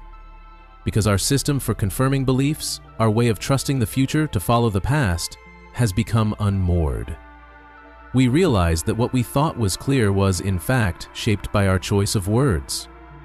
Our belief that emeralds are green and will remain green is not just based on the emeralds themselves. It is based on the linguistic framework we've inherited, and if that framework had used grew instead, we would expect something entirely different. The evidence hasn't changed, the logic hasn't changed, only the language has, and yet the conclusions split. Goodman's paradox shows us that induction is not just about data. It is about predicates, about the properties we use to describe the world.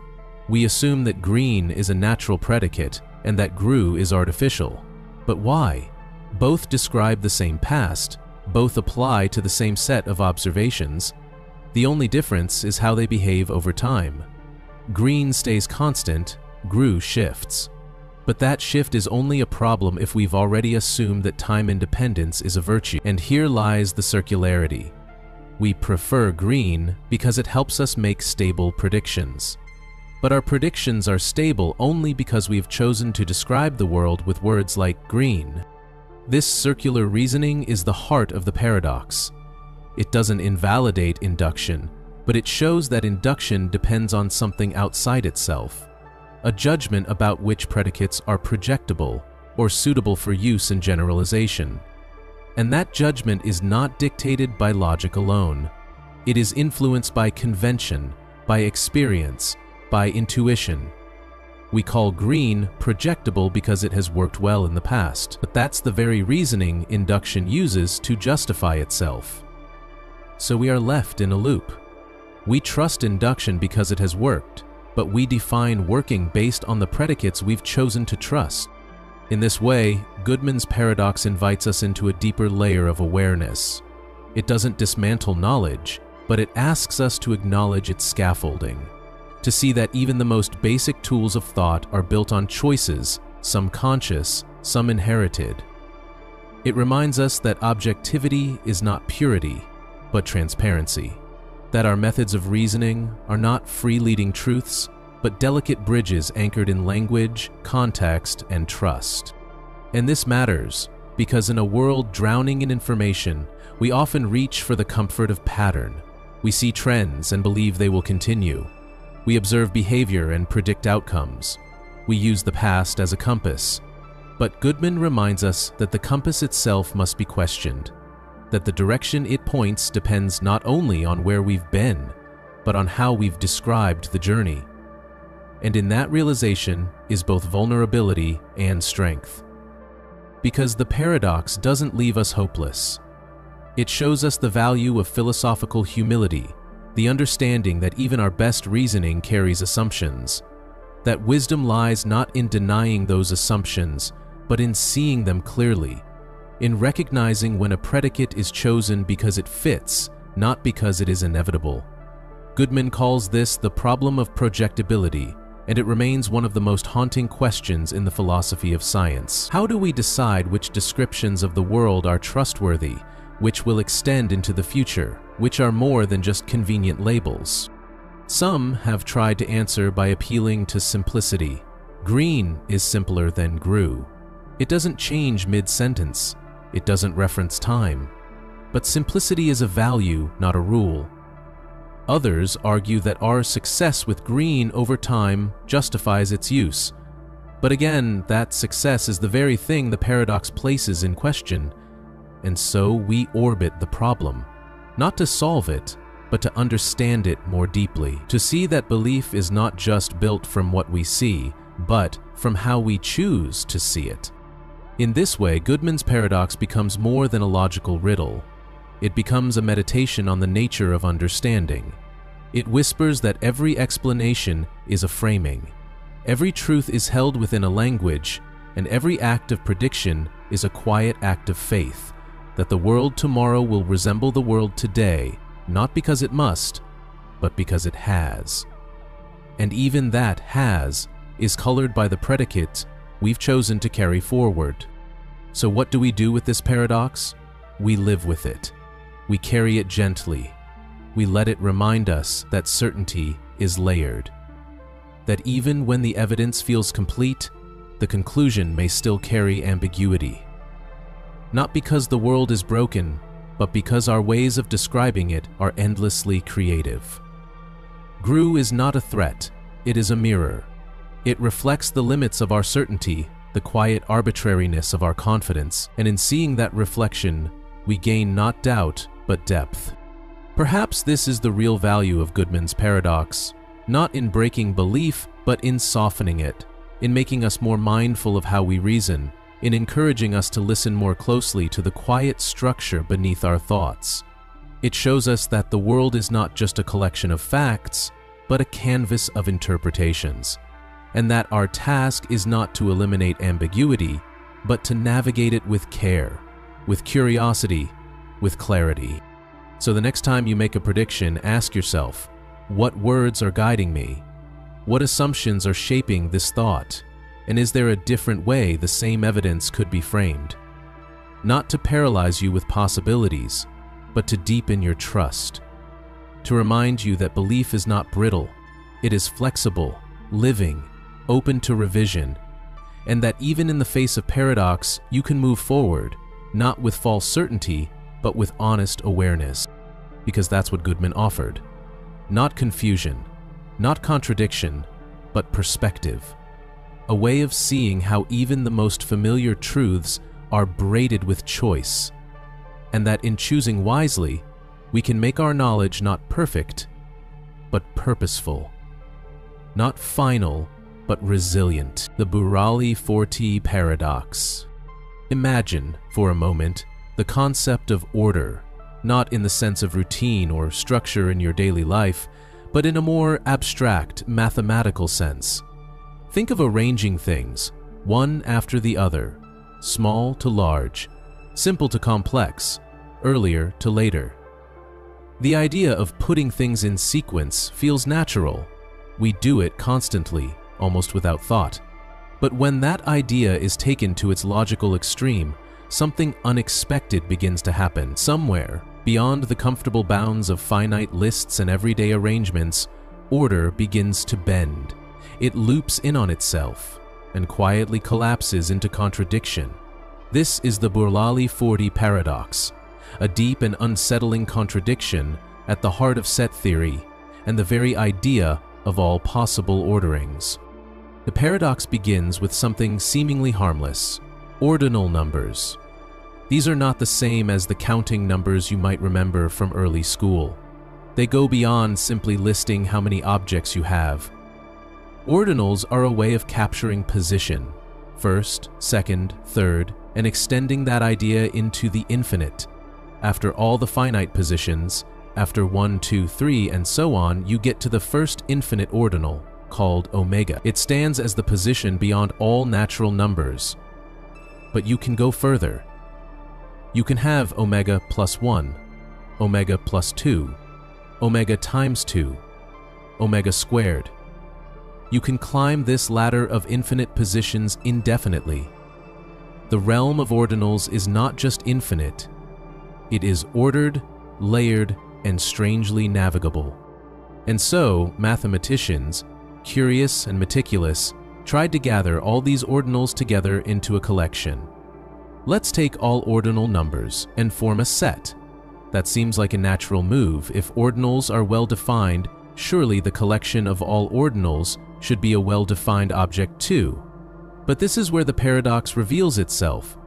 Because if you collect all ordinals into a single set, then that set must itself have an ordinal number. It is, after all, a well-ordered collection. It has a structure, a place. But here's the catch. That ordinal would have to be larger than every ordinal within the set. And that's impossible, because every ordinal in the set is supposed to be, by definition, already accounted for. So we are forced to ask, what is the ordinal of all ordinals? And the answer is, it cannot exist. This is the Burali-40 paradox, a contradiction that arises when we try to create a set of all ordinals. The moment we treat this set as an object, we ask for something that cannot be. The ordinal of all ordinals must be larger than itself. It must both include and exceed all that it contains. And that, logically, is absurd. It's like trying to climb to the top of a ladder only to discover that the ladder extends one rung above your highest step. No matter how far you go, there's always something beyond. And yet, you are supposed to be holding everything already. The paradox was first discovered in the late 19th century by Cesare Burali-40, a logician and mathematician exploring the foundations of set theory. At the time, the field was exploding with potential. The idea that all of mathematics could be grounded in set theory, a system where everything was made from well-defined collections, was intoxicating. But then, this paradox arrived, like a quiet crack in the foundation. It wasn't loud, it wasn't flashy, but it was undeniable. It showed that some collections are too large, too fundamental, to be captured within the system they define. That when you try to collect all orderings, you reach something that defies being ordered. This was a turning point, a realization that not all sets could be treated equally. In particular, sets like the set of all ordinals had to be handled with care. They were not just big, they were inconsistent. They broke the very rules they were meant to exemplify. And so, mathematicians began to distinguish between different types of collections. Some were sets, manageable and well-behaved. Others were classes, too large to be sets, operating at a different logical level. The collection of all ordinals became a proper class, a kind of unreachable horizon within the landscape of mathematical logic. But beyond the technical fix, the paradox opens a deeper question about the limits of formal systems, about the danger of completeness. We often assume that with enough rigor, enough patience, we can define everything, that our intellectual frameworks can contain all truth. But Burali-40 shows that some truths are too large to be housed inside their own definitions, that some structures collapse under the weight of totality. It's not that the ordinals are broken, it's that the act of collecting them all forces a contradiction. This idea echoes through many areas of thought. In philosophy, it resembles the ancient paradoxes of self-proof, the liar who says he is lying, the book that contains all books including itself. In theology, it echoes the question of a God so powerful he can create a stone he cannot lift. In logic, it anticipates Gödel's incompleteness theorems, which show that no system can prove all truths about itself without contradiction. Burali-40 is part of this lineage, a quiet voice in the chorus of limits. And yet it is not a defeat. The paradox does not dismantle mathematics. Instead, it refines it. It teaches humility. It teaches structure. It reveals the need for boundaries, not because we wish to exclude, but because inclusion without limit leads to collapse. The difference between a set and a proper class is not just technical. It's philosophical. It's about recognizing that some things belong outside the frame, that not everything can be collected, labeled, and placed within the system. Some things must remain at the edge, shaping the system without being part of it. In this way, the Burali-40 paradox becomes more than a mathematical curiosity. It becomes a metaphor for understanding itself. The idea that the act of total comprehension contains the seed of contradiction, that the search for a final, all-encompassing answer must always leave something unaccounted for. And yet, we continue the search, not because we hope to reach the end, but because the journey illuminates so much along the way. So what does it mean to think of the ordinal of all ordinals? It means confronting the boundary between logic and transcendence. It means realizing that some ideas are like the horizon, always visible, always beyond reach. and it means accepting that in the most complete systems, paradox is not an error. It is a signal, a point of tension that tells us where understanding meets its edge. Perhaps this is the gift of Burali 40, not in solving a problem, but in revealing a truth about thought itself. That totality is not always possible, that closure is sometimes illusion, and that the most important ideas are those that challenge the system from within, pushing it to grow, to adjust, to become more honest about its own shape. So the next time you consider the idea of collecting all things, of ordering all truths, remember the paradox of Burali 40. Remember the contradiction that arises not from chaos, but from too much order. And let it remind you that even in the most rigorous systems, there is always an edge, a point where clarity fades, a place where thought must pause, not in confusion, but in reverence. Because in that pause, in that moment of unresolved tension, something else begins to shine, not just knowledge, but wisdom, the teletransportation paradox. Imagine a quiet room filled with soft hums of advanced machinery. The air is still. At the center stands a sleek pod, smooth, metallic, almost futuristic in its stillness. You've stepped inside it willingly, believing in its promise. This is no ordinary machine. It is a teletransporter. With a gentle press of a button, it scans your entire body, every cell, every atom, every memory, every emotion. Then, almost instantly, that data is beamed across space to another location, perhaps hundreds of miles away. There, a new version of you is assembled, atom by atom, exactly as you were just a moment ago, identical in appearance, voice, thought, feeling. And then, back in the original pod, your body is quietly destroyed.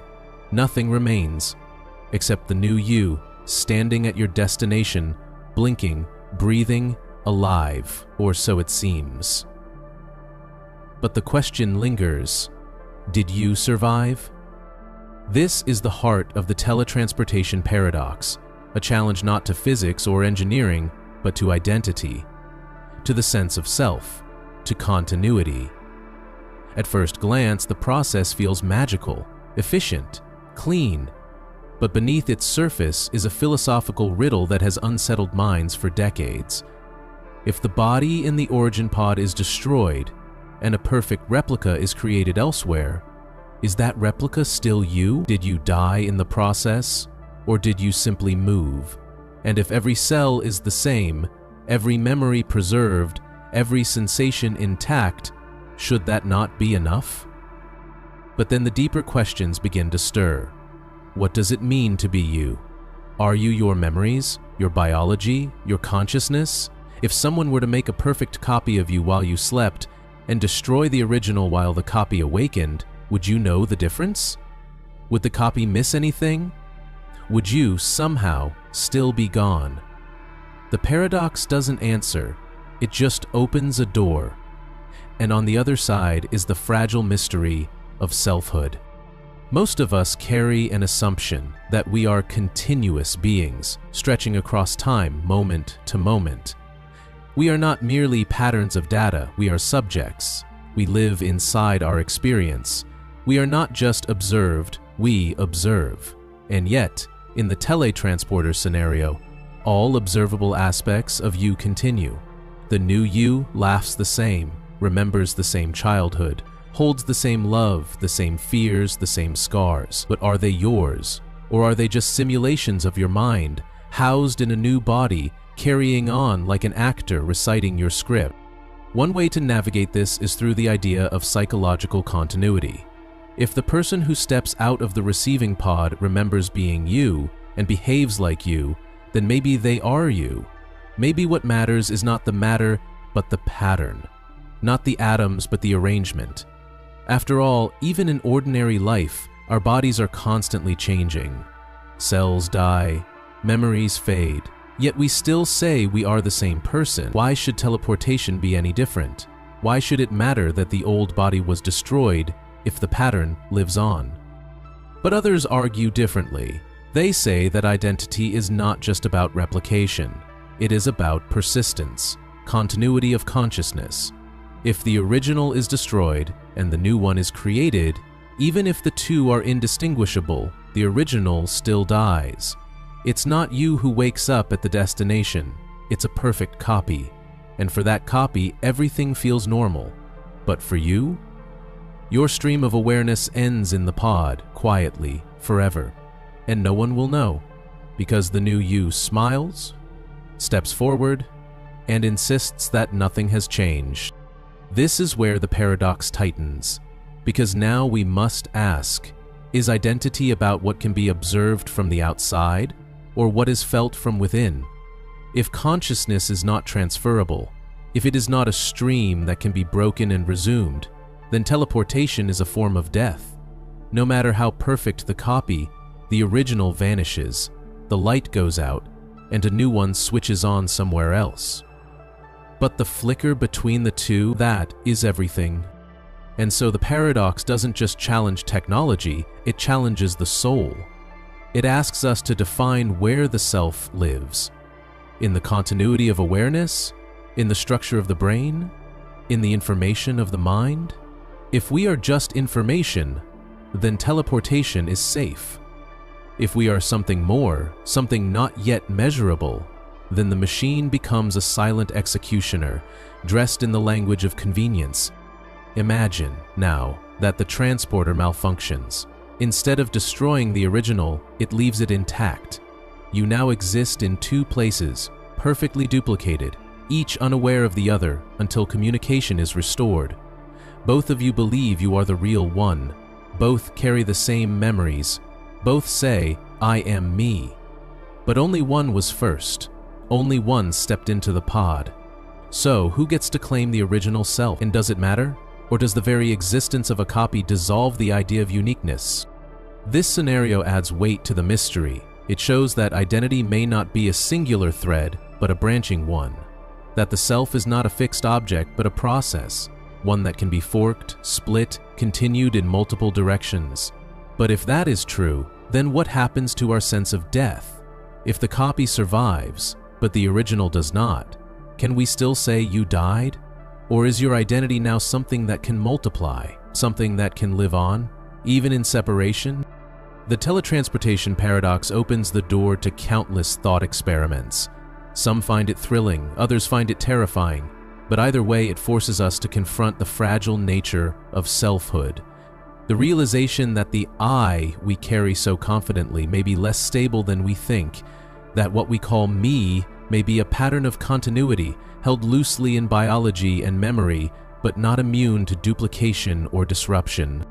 Some philosophers argue that we must reject identity as a singular object altogether, that there is no true self, only a sequence of moments, stitched together by memory and narrative.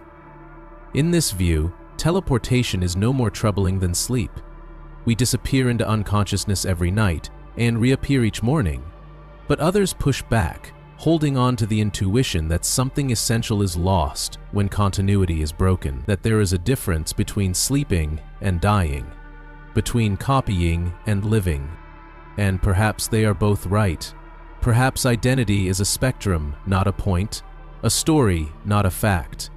And the teletransportation paradox is simply the moment when that story falters, when the plot takes a twist we were not prepared to explain. It doesn't destroy the self, it illuminates it. It reveals that what we are is more complex than the sum of our parts, more delicate than pure logic, and more mysterious than any machine can replicate. So if one day the technology arrives, if you are asked to step into the pod, to trust in the promise of instant arrival, what will you do? Will you believe in the pattern? Will you trust that what wakes up at the other end is still you? Or will you hesitate, knowing that the person who steps out will never know whether something was lost along the way? The paradox doesn't answer, it only asks. And in doing so, it leaves you with a decision that no machine can make for you. And maybe that's the real gift of the teletransportation paradox. Not in solving the problem, but in revealing its depth, in reminding us that identity is not a line, but a labyrinth, that the self is not a thing to be transported, but a flame, flickering, luminous, and perhaps uncopyable, a presence that lives not just in form, but in the quiet thread of awareness that moves through time, untouched by replication, unbroken by space. The stadium paradox. Picture a stadium, not the kind filled with cheering crowds or echoing anthems, but a thought experiment, a quiet, imagined structure used not for sport, but for logic. It is vast and symmetrical, a place where reason takes form and motion becomes the subject of philosophical tension. This is the setup for the stadium paradox, sometimes attributed to ancient Greek thinkers like Zeno or later logicians who explored the contradictions of time, motion, and space. At first glance, the idea is simple, but like many paradoxes that survive the erosion of time, it becomes stranger the longer you hold it in your mind. The stadium is a space where motion is dissected into moments, where time slices into snapshots, and where contradiction quietly begins to build. Imagine 3 rows of identical objects, perfectly spaced, perfectly aligned. Let's say each row consists of a sequence of bodies or figures. Call them A, B, and C. The middle row, B, stands still. The top row, A, moves to the right at a constant speed. The bottom row, C, moves to the left at that same speed. At the beginning of the thought experiment, all rows are perfectly aligned. Each object in each row has a counterpart directly opposite it. But as time begins to move, just one unit of time, say, a strange thing happens. Row A has moved 2 units to the right, and row C has moved 2 units to the left. Now, the objects in row A, which were originally aligned with row B, have passed by 2 C objects in the same amount of time it took to pass by just one B object. This might seem trivial at first, like a trick of counting or a curiosity of perspective, but when you dig deeper, something unsettling begins to emerge. According to this setup, each moving row passes a number of objects in the stationary row, but if both moving rows are traveling at equal speeds in opposite directions, they appear to pass twice as many of each other as they do of the stationary objects, within the same duration of time. And this leads to a contradiction. How can it be that the time to pass one object equals the time to pass 2? How can the same motion yield different quantities of motion depending on the reference frame? This is the heart of the stadium paradox, a challenge to the assumption that time and motion are divisible in clean, objective ways. At its core, the paradox tests the nature of instance. What does it mean to say that something happens in a single unit of time? What is the smallest possible duration? Can you truly observe 2 objects passing in 0 time? The stadium becomes not a physical structure, but a metaphor for time's architecture, one that reveals cracks when we try to reduce motion to indivisible snapshots. It echoes the ancient struggles with Zeno's paradoxes, where motion becomes impossible under strict logic, yet undeniable in experience. In this stadium, we see motion and contradiction live side by side, whispering that perhaps our understanding of time is not as smooth as it seems. To modern minds, the paradox might appear solvable with reference frames, with relativity, with concepts from physics that tell us how observers moving at different speeds perceive time and space. And it's true that special relativity plays a role in reframing this problem. But even with that in hand, the paradox retains its haunting quality, because it isn't just a puzzle about motion. It's a mirror held up to the assumptions we make about continuity, that moments follow moments, that duration can be subdivided endlessly, that there is always a smallest possible unit of change. But the stadium seems to argue against that. It says, if you look closely enough, the symmetry breaks. Imagine yourself as one of the figures standing still in row B. You watch as row A slips past you to the right and row C to the left. You count. You observe. You note that in the time it takes for one A object to pass by, it appears that two C objects have passed in the opposite direction. How is that possible? If both rows are symmetrical, if their speeds are identical, how can your experience be asymmetrical? Are you observing something true, or are you witnessing the breakdown of motion as an objective property? And this is where the paradox deepens, not in mathematics, but in meaning. The stadium paradox becomes a lesson in perspective. It reveals that motion is not absolute, that even in a world of perfect symmetry, experience can create imbalance, that counting bodies is not the same as measuring time, and that perhaps, in our quest to define reality through precise moments, we lose something essential, some fluidity, some hidden layer that resists being frozen into instants. The paradox also touches something ancient in us, the fear that logic can betray experience, that when we follow reasoning to its conclusion, it sometimes arrives at absurdity, that even the most rigid frameworks can fracture under their own weight. The stadium paradox is not meant to prove that motion is impossible or that time is broken. It is meant to show that the models we use to describe them are limited, that a picture built from snapshots may never capture the flow, that a sequence of fixed positions may never fully explain what it means to move. And maybe that's the real point. The stadium paradox doesn't want to be solved. It wants to be seen. It wants to remind us that even the most fundamental aspects of reality, time, space, motion, are not beyond mystery. They are layered, they are strange. They hold within them contradictions that logic alone cannot smooth away. And in that realization, we gain something not less than knowledge, but more than it. A kind of humility, a willingness to dwell in uncertainty. Think now of the modern world, where time is measured down to billionths of a second, where space is sliced into quanta, where every motion is charted, graphed, predicted, and yet the feeling of motion remains elusive. The sensation of time remains slippery.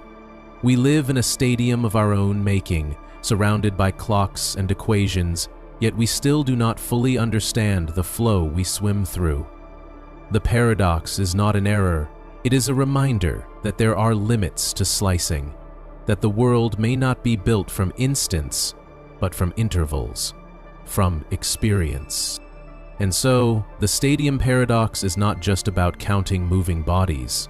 It is about what happens when we try to reduce life into pieces, when we imagine that motion can be caught like a still photograph. It asks us, what if time is not made of moments, but of motion itself? What if our attempt to define reality in discrete units obscures the truth? The paradox stands not to be answered, but to be absorbed, to settle into your thinking and disturb it gently, not with confusion, but with depth. So if you ever find yourself walking past a stadium, silent and empty in the light of dusk, think of the figures inside, those imaginary bodies gliding past one another in perfect rows. Think of time as a rhythm, not a ruler. Think of motion not as a sequence of frames, but as a feeling. And let the paradox remind you that even the simplest concepts, when turned inward, reveal an infinite maze. That clarity is not always resolution, and that understanding often begins where certainty ends. Frege's paradox. There is a quiet complexity hidden in every sentence we speak. We often take for granted the power of language to describe the world, to carry thought from one mind to another. But beneath the words lies a deeper structure, a web of meanings and references that allows communication to function. And when we begin to analyze that structure with the precision of logic, strange things begin to happen. Ideas fold inward, categories begin to shake, and questions that once seemed clear reveal layers of contradiction. One of the most subtle and enduring examples of this is Frege's paradox, a quiet storm in the realm of logic, identity, and meaning. Gottlob Frege, a 19th century logician and philosopher, sought to ground mathematics in logic. He believed that numbers, statements, and even truth itself could be rigorously defined through a formal language. His vision was ambitious, a system so precise, so finely built, that it could support the entire foundation of arithmetic.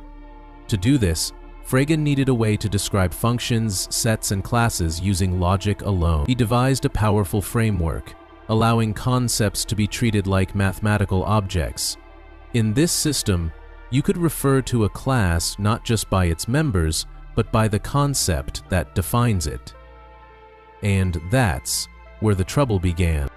Frege allowed for something called Basic Law V, a rule that permitted the extension of concepts to be treated as objects.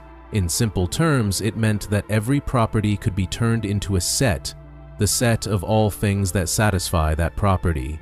So, for instance, the concept "is a cat" could become the set of all cats. You could then refer to that set as a logical object. This seemed intuitive and useful, but it also opened the door to a kind of self-notion that had long been dormant in philosophy, until a young mathematician named Bertrand Russell pointed to a crack in the system. Russell's insight came in the form of a question: what happens when you consider the set of all sets that do not contain themselves? At first it seems harmless. Some sets contain themselves, like the set of all sets, which includes itself as a member. Others don't, like the set of all cats, which is not a cat and thus does not belong to itself. But when you try to define the set of all sets that do not contain themselves, you step into a paradox, because if that set contains itself, then by definition, it should not. And if it does not contain itself, then by its own definition, it must. This is the loop. This is the contradiction. Russell sent this observation to Frege in a letter, and it shook the foundation of Frege's system, because this contradiction wasn't an external critique, it lived inside the very logic Frege had built. If a formal system allows such a paradox to arise, it cannot be both complete and consistent. And so, the grand edifice Frege had constructed, his formal foundation for all of mathematics, was quietly undermined by a single, elegant counterexample. The paradox came not from the failure of his ideas, but from their power, from the fact that when you allow your system to describe everything, including itself, it eventually folds into contradiction. Frege was devastated. In the second volume of his Grundgesetze der Arithmetik, he added a somber appendix, acknowledging Russell's paradox. He admitted that it threatened the consistency of his work, and though he would go on to explore alternative formulations, the damage had been done. The paradox had revealed a limit. It had shown that even the most precise logic could stumble when asked to account for its own definition. That self-critique, when left unchecked, leads not to clarity, but to collapse. But Frege's paradox is more than just a logical flaw. It is a deep philosophical puzzle about identity and reference. It forces us to ask what it means for an object to refer to itself, what it means for a set to include itself, what it means for language to describe language. These are not just technicalities, they are fundamental tensions that lie at the heart of how we think. We believe that statements have meaning, that words refer, that definitions define. But when those mechanisms point back toward themselves, the ground begins to shift. This is the same terrain where the liar paradox lives. The statement, "this sentence is false," creates a loop, a contradiction, that arises not from error, but from the structure of language itself. Frege's paradox is the liar's sibling. Dressed in mathematical precision, it reveals that even in the most rigorous systems, language can betray us. That clarity becomes confusion when self-recognition is allowed to roam freely. And yet, this betrayal is not a failure of thought, it is a discovery, a moment where the system shows us its edges. In response to this, later logicians developed new ways to manage sets and definitions. Russell introduced the theory of types, a hierarchy that prevents sets from including themselves by categorizing them into levels. Others created axiomatic systems like Zermelo-Fraenkel set theory, which carefully restrict how sets can be formed. These efforts were not just technical fixes, they were philosophical adjustments, ways of protecting logic from the very power that made it expressive. They were, in a sense, defenses against paradox. But paradox is not the enemy, it is the mirror. Frege's paradox does not destroy logic, it reveals its depth. It shows us that meaning is not simple, that reference is not linear, that selfhood, whether of a set, a sentence, or a mind, is not always stable. The moment you allow a system to talk about itself, you invite contradiction. And yet, we are always talking about ourselves. Every act of reflection, every moment of self-awareness, carries this same loop. We are both the observer and the observed, the system and the sentence, the set and the member. So what, then, is the lesson of Frege's paradox?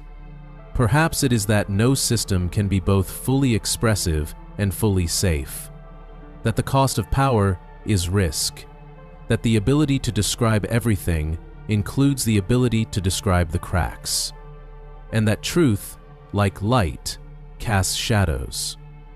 The paradox is not an error, it is an invitation to think more deeply, to examine the foundations, to question what we mean when we say means. It teaches us that the most dangerous questions are not external, they come from within, from the definitions we take for granted, from the assumptions we never pause to notice. And maybe that's why Frege's work still matters, not because it succeeded, but because it failed with such precision. Because it showed us the limits of logic, not through confusion, but through elegance. It reminds us that even our most cherished tools must be held lightly. That language is not a mirror, it is a maze. That meaning is not fixed, it is fluid. And that paradox is not a flaw, it is a signpost. So if you find yourself caught in a loop of thought, where definitions blur and clarity slips away, remember Frege. Remember the quiet dignity of his system, and the equally quiet unraveling of it. And let it remind you that even in the most careful structures, there is room for wonder. That truth may bend, that logic may reflect itself, and that in the very moment a system breaks, a deeper understanding begins. Shouldnt's paradox. There are paradoxes that whisper, and there are those that quietly dismantle the very foundation of how we imagine reality. Shouldnt's paradox is one of the latter, a paradox that doesn't shout contradiction, but instead allows a strange, dissonant harmony to form in the background of logic and mathematics. At first glance, it appears simple enough, even abstract, but as you sit with it, as the idea gently unfolds, you begin to feel a deeper unease. It's the kind of paradox that doesn't just ask you to question an idea, it asks you to question whether your understanding of size, of truth, of meaning itself, can be trusted. To approach Shouldnt's paradox, we must first travel into the heart of set theory, the foundational framework that modern mathematics rests upon. Set theory gives us a way to talk about collections of objects, numbers, and structures. From it, everything else in mathematics can be built. In this framework, certain sets are infinite, some bigger than others. For instance, the set of natural numbers is infinite, but the set of real numbers, those that include every possible decimal between any two integers, is even more infinite. It's uncountable. This distinction between countable and uncountable infinities is crucial, and it's one of the pillars of classical set theory. Now, here is where things begin to shift. In the early 20th century, a mathematician named Thoralf Skolem was studying formal logic, systems of symbols and rules that allow us to express mathematical truths precisely. In doing so, he applied a powerful theorem from logic, the Löwenheim-Skolem theorem. This theorem states something that sounds innocent at first, that if a theory in first-order logic has any infinite model, then it has a countable model as well. In other words, if a system of rules can describe an infinite structure, then there exists a version of that structure where the elements can be listed, one by one, like counting numbers. But this theorem leads to something deeply unsettling when applied to set theory, because set theory, as we use it, asserts the existence of uncountable sets, like the real numbers. And yet, by the Lowenheim-Skolem theorem, there must be a countable model of set theory that believes in uncountable sets. A version of set theory that lives entirely within countable limits, and yet still thinks it contains uncountable infinities. This is Skolem's paradox, that, within a countable universe, uncountable sets can appear to exist. The model thinks they're uncountable, but from the outside, we can see that they are not. This contradiction isn't a contradiction in the formal sense. There's no logical inconsistency here. Both things are true within their contexts. But the philosophical tension is immense. It suggests that what a mathematical system believes to be true may depend on where you're standing, that what appears uncountable from within a model may in fact be countable from a higher perspective, that the very concept of size, of infinity, might be relative. And this challenges something very deep in us. We like to believe that mathematics is absolute, that it tells us the truth, independent of perspective, that a set is either uncountable or not, that a theorem, once proven, holds in every context. But Skolem's paradox says otherwise. It says that models can believe things that are not true in the larger universe, that truth is not absolute, but model ergonomy, that even the notion of the infinite can be subject to the lens through which it's viewed. This is not a small realization. It means that our most trusted language, formal logic, can lead to different worlds, each consistent within itself, yet differing in what they believe to be true. In one model, a set might be uncountable. In another, the same set, described by the same rules, is countable. From within the model, the illusion is perfect. You can't step outside to see the mismatch. You live in the reality your logic builds, and so does mathematics. Skolem's paradox reveals a subtle layer of relativism in mathematical truth. It tells us that first-order logic, while powerful, cannot fully pin down the structure of the infinite. It is too flexible. It allows for multiple interpretations, some of them countable, some uncountable. And this flexibility is both a strength and a limit.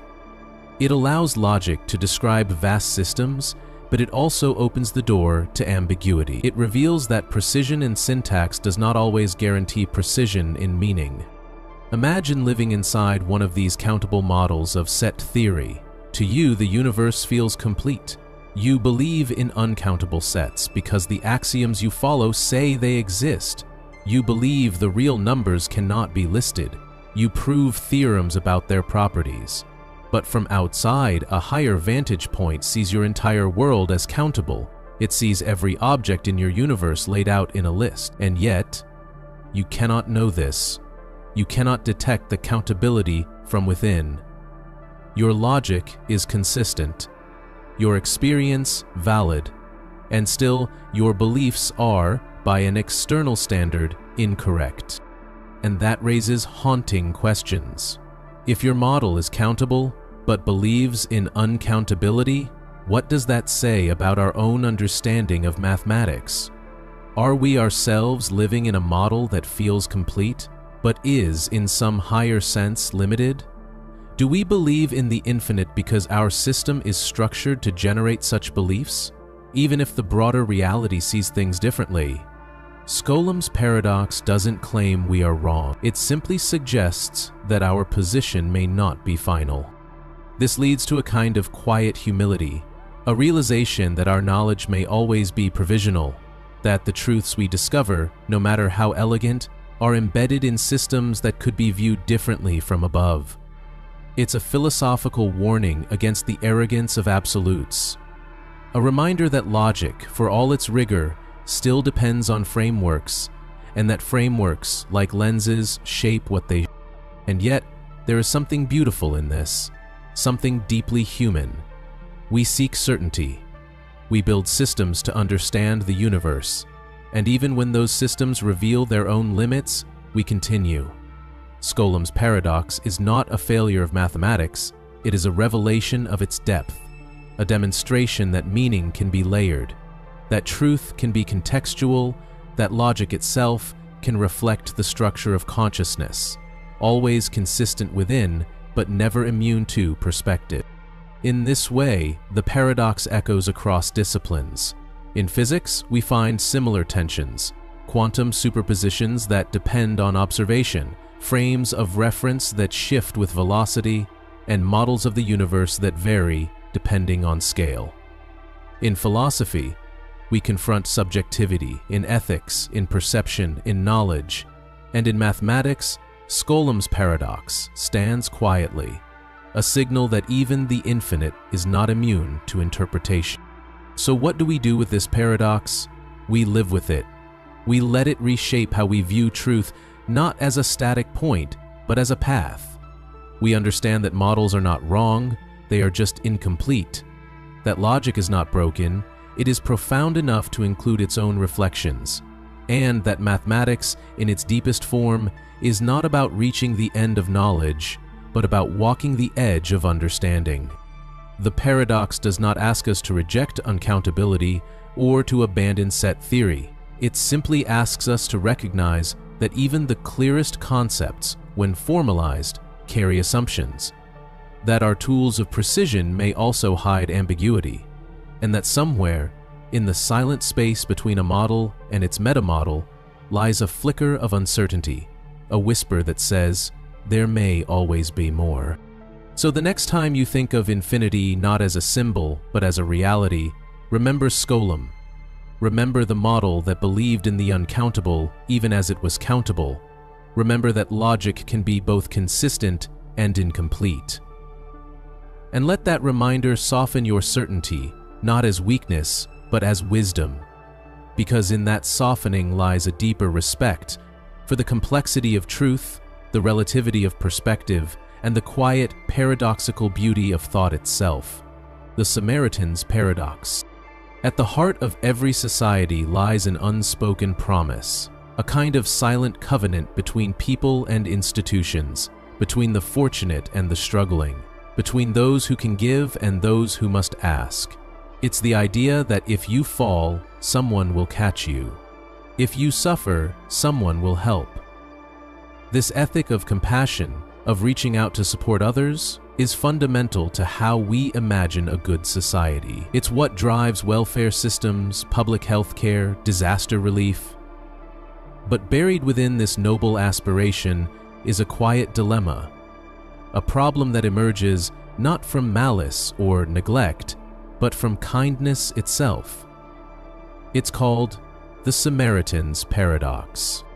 Named after the Good Samaritan, the traveler who, in the parable, helps a wounded stranger by the roadside, the paradox emerges when we try to formalize this act of compassion into policy.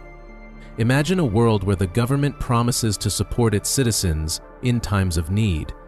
If you are unemployed, you will be helped. If you are sick, you will be treated. If you are hungry, you will be fed. It's a vision of care. But now consider this. If people know they will be helped no matter what incentive do they have to avoid risk, to work hard, or to save for the future? If help is always available, regardless of effort or choices, what motivates someone to act responsibly? This is the paradox. The very act of providing unconditional help can, over time, discourage the behaviors that make help less necessary. If the safety net is too soft, people may stop reaching for the rope. And yet, if the help is removed, if the Samaritan walks past, the suffering becomes real. Lives are broken. The moral cost is unbearable. The dilemma is not about whether to help, but how to help without making things worse. It is a tension between compassion and incentive, between altruism and responsibility, between heart and logic. Economists have framed this in the language of game theory, where two players, the helper and the one in need, each respond to the expected actions of the other. If the needy person believes help will come no matter what, they may not exert much effort, and if the helper sees that effort diminish, they may begin to resent their role.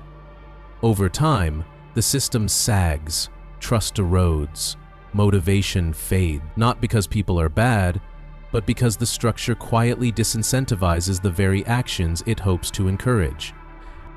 But this is not a cold calculation. This is not about reducing compassion to numbers. It's about understanding the strange feedback loop that can arise when help becomes expected rather than appreciated, when the giver begins to feel exploited, and the receiver begins to feel entitled. The paradox is subtle. It doesn't shout, it whispers. It appears not as a catastrophe, but as a slow erosion, a fading of gratitude, of agency, of balance. And yet, the alternative is no less troubling.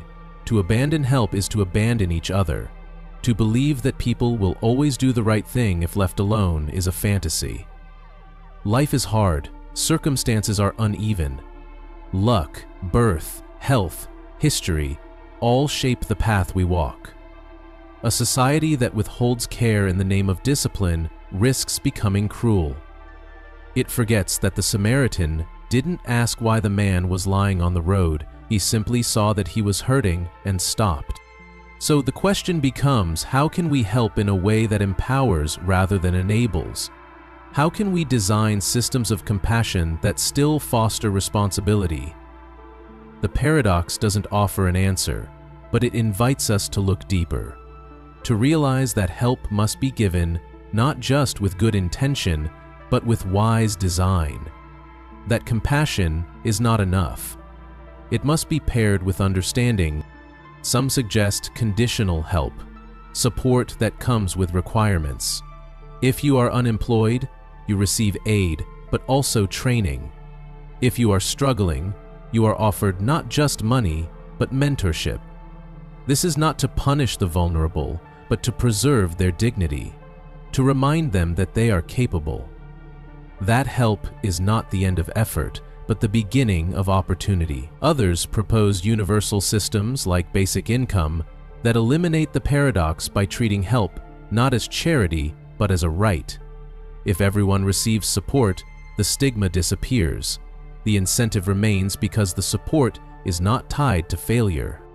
But even these solutions carry their own complexities. Conditional help can become coercive. Universal aid can become diluted. There is no perfect model, only trade-offs, only careful navigation. The Samaritan's paradox is not a problem to be solved, but a tension to be managed. A reminder that every act of giving creates a ripple, that generosity to be sustainable must also be reflective. And perhaps at a deeper level, the paradox points to something essential about human nature, that we are motivated not just by need, but by meaning. That people are not lazy by default, but demoralized when they feel unseen. When help comes with judgment, or when effort is never acknowledged, the will begins to fade. But when help is rooted in respect, when it says, "I see your struggle and I believe in your potential," then something changes. The paradox loosens, the dynamic shifts. The receiver becomes a participant, not just a recipient. In this way, the Samaritan's paradox is not just about economics. It's about psychology, about culture, about the stories we tell ourselves about worth and work and need. It asks us to reflect on what kind of society we want to live in, one where help is rare and earned, or one where help is abundant but wise, where the hand that reaches out is not heavy with judgment but open with hope. The ancient parable remains relevant because it reminds us that compassion begins with presence. The Samaritan didn't solve poverty. He didn't build a system. He simply stopped. He saw. And in seeing, he acted. The paradox that bears his name is a modern echo of that old story, a reminder that in helping others, we must also reflect on how we help, that our generosity must be structured in a way that uplifts. So the next time you pass someone in need, whether on the street, in a system, or in a conversation, remember the paradox. Not to hesitate, but to think. To ask not just, "How can I help?" but What kind of help will restore this person's strength? Because real help does more than alleviate suffering. It restores agency. It invites growth. It believes not just in the need, but in the potential beyond the need. And perhaps that is where the paradox finds its balance, not in policies alone, but in mindset, in viewing help not as rescue, but as partnership, not as a transaction, but a shared moment of belief. In that space, compassion and incentive no longer pull in opposite directions. They walk together. They become one. The elevator paradox. You walk into the building, step into the hallway, and press the button. The elevator light glows softly. You wait, and wait. Again. It seems like every time you arrive, the elevator is going the wrong way. Either it's already ascending when you want to go down, or descending when you need to go up. And though it feels like coincidence, like bad timing, a question quietly arises in your mind. Why does this always happen? Why, more often than not, is the elevator moving away from the floor you're on? It's more than just frustration. It's a pattern, and this pattern forms the basis of something deeper, something quietly unsettling. The elevator paradox. The paradox is simple to state, but difficult to accept. It's the observation that elevators are more often found going away from your current direction than toward it. Or, more precisely, if you wait long enough on a random floor in a building with multiple floors and elevators, you'll find that most of the time the elevator is going down rather than up, or vice versa, depending on the building's flow. At first glance, it sounds like a psychological bias. We remember the waits, forget the smooth rides. But the paradox is real. It's mathematical, and it tells us something strange about motion, probability, and how we experience time. To understand it, picture a tall building, say 20 floors. Elevators move up and down all day, responding to calls from residents, workers, and visitors. Most people are traveling to or from the ground floor. The morning rush carries people up. The evening brings them back down. But here's the catch. Most of the building's mass, the people, starts or ends on the ground floor. So while an elevator may pass through many floors, it spends more time near the bottom than the top. Why? Because it stops more frequently there. More people request it. More enter and exit. And in that increased traffic, something unexpected happens. The elevator is statistically more likely to be moving downward when observed from a random floor. The paradox is rooted in what's called sampling bias. When you encounter the elevator, you are not observing it neutrally. You are inserting yourself into a dynamic system, a system that doesn't spread itself evenly. And so, the elevator's direction when it arrives is skewed by its operational reality. It's pulled toward demand. If more people are on the lower floors, the elevator lingers there, more frequently descending to pick them up. So even if the elevator spends equal time traveling up and down, your chance of catching it going up is reduced because it passes your floor less often in that direction. But the paradox goes deeper than buildings and buttons. It becomes a mirror of how we observe the world. We often feel that things are moving against us, that luck runs in the wrong direction, that events are skewed toward inconvenience. But perhaps, like the elevator, this is not personal. It's statistical. We are most likely to notice the wait when we are waiting, most likely to remember the missed ride, and least likely to count the quiet moments when everything works. The elevator paradox reveals how perception, shaped by timing and motion, can distort reality. This idea has echoes in other areas of life. In traffic, for example, it often feels like the other lane moves faster. You switch lanes, only to watch your old one surge ahead. But this, too, is a sampling issue. You observe more cars passing you than you pass yourself, simply because you spend more time being passed. Or think of friendships and coincidences. People often feel that their friends are more connected, more social, more lucky, and often they are. Not because of chance, but because the people we observe most are those who are most visible. The social ones, the successful ones, the active ones. Like the elevator, they are more frequently moving through our mental hallways. Back in the building, the elevator dings. You step in, and now you're part of the system. Your movement affects the next person's experience. Your stop determines the elevator's new direction. This is another key insight from the paradox, that systems are shaped by the people in them. Every call button pressed, every floor selected, adds weight to the pattern.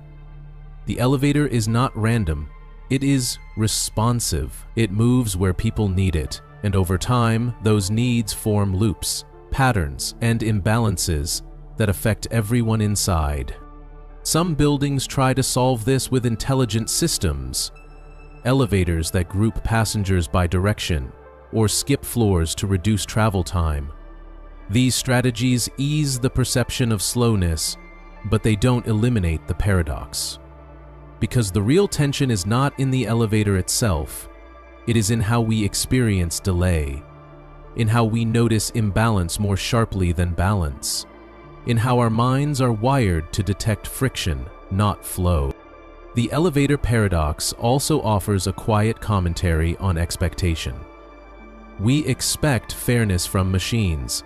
We expect balance, symmetry, responsiveness, but reality is rarely so obliging.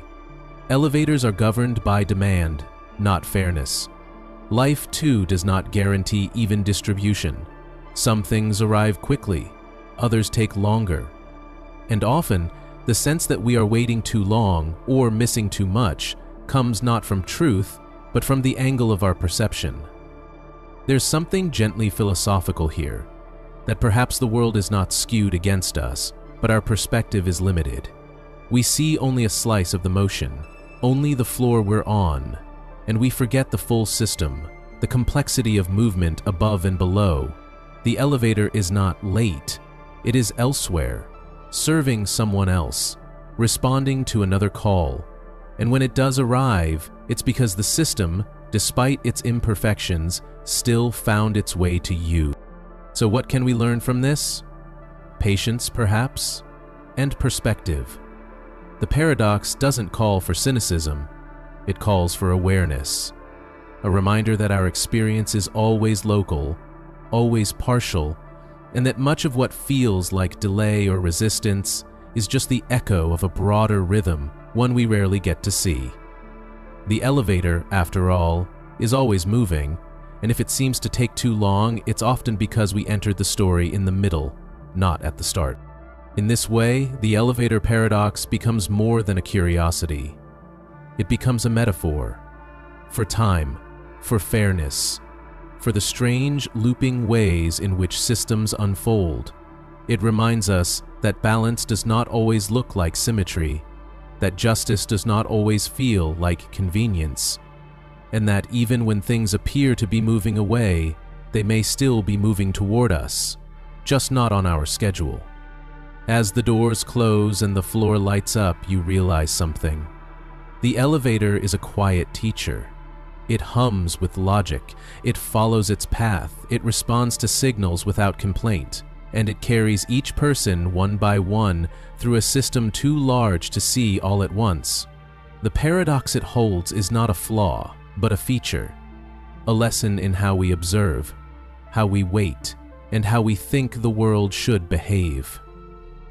So the next time you press the button and the light glows, and you find yourself waiting once again, remember the paradox.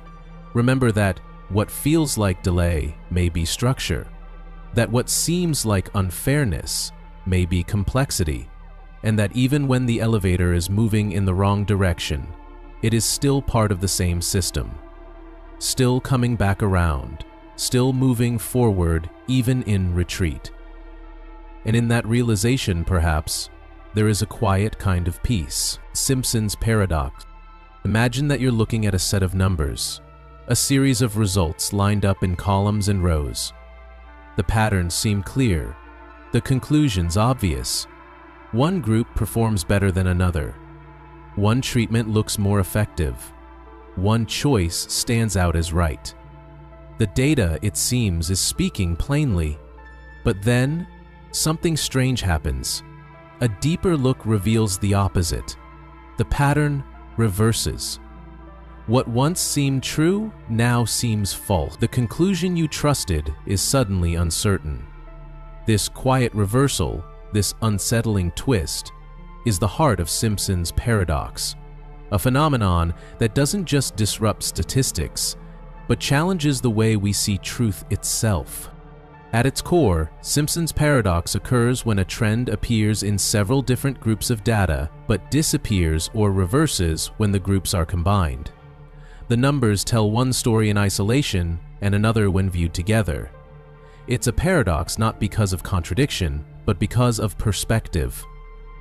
It reveals how easily our conclusions can be shaped, how truth can seem to change simply because of how the data is grouped, sorted, or framed, and it leaves behind a lingering question. If our most careful analysis can be flipped so easily, what can we really trust? To understand this, imagine two hospitals treating the same illness. In Hospital A, 80 out of 100 patients survive. In Hospital B, 200 out of 400 patients survive. At first glance, Hospital A has a higher survival rate, 80% versus 50%. But now look deeper. Suppose in Hospital A, most patients had mild cases, while Hospital B treated mostly severe ones. When you separate the cases by severity, you might find that for both mild and severe cases, Hospital B actually performs better. How can that be? How can Hospital B have better results in both categories yet appear worse overall? The answer lies in the distribution. In the overall comparison, Hospital A seems superior because it treated more mild cases, which naturally have better outcomes. But once you account for severity, the true effectiveness emerges. Simpson's paradox reveals how confounding variables, hidden or ignored factors, can skew perception. When these variables are unevenly distributed across groups, they can distort the apparent relationships in the data. What seems like a clear cause and effect may simply be a shadow cast by something unaccounted for. But this paradox isn't just a trick of numbers. It mirrors something deeper in the human experience, the way context shapes meaning. We often draw conclusions quickly, based on what we can see. We compare, without always accounting for hidden differences. And when new context emerges, our certainty crumbles. It's not just about statistics. It's about the fragility of inference, the ease with which our minds and our systems can be misled. Simpson's paradox has appeared in countless real-world examples. In medicine, treatment A might appear worse than treatment B overall, yet be more effective in every subgroup. In education, one school might seem to outperform another until you adjust for socioeconomic background. In criminal justice, a policy might look fair until you separate the data by demographic. The paradox doesn't lie in the numbers, it lies in the interpretation. It shows that truth isn't always at the surface, that clarity requires more than comparison. It requires awareness of what's underneath. The lesson here is not to distrust data, but to approach it with humility, to realize that even the clearest figures can conceal complexity. Simpson's paradox reminds us that our tools of analysis are not infallible. They are shaped by how we frame the question, by what we choose to include, and by what we overlook. It invites us to slow down, to question the story the data seems to tell, and to ask, what might I be missing? There is something deeply human in this. We like conclusions, we seek patterns, we crave certainty, and when the data seems to align, we breathe a little easier. But the paradox whispers, be careful. The world is layered. The obvious answer may be a mirage. The truth may lie not in the overall average, but in the contours of the details, and understanding may require more than a glance. It may require curiosity, patience, and the courage to let go of easy answers. Consider how this applies beyond statistics. In relationships, we may judge someone based on isolated moments, missing the fuller picture. In policy, we may evaluate success or failure based on surface outcomes, ignoring deeper forces at play.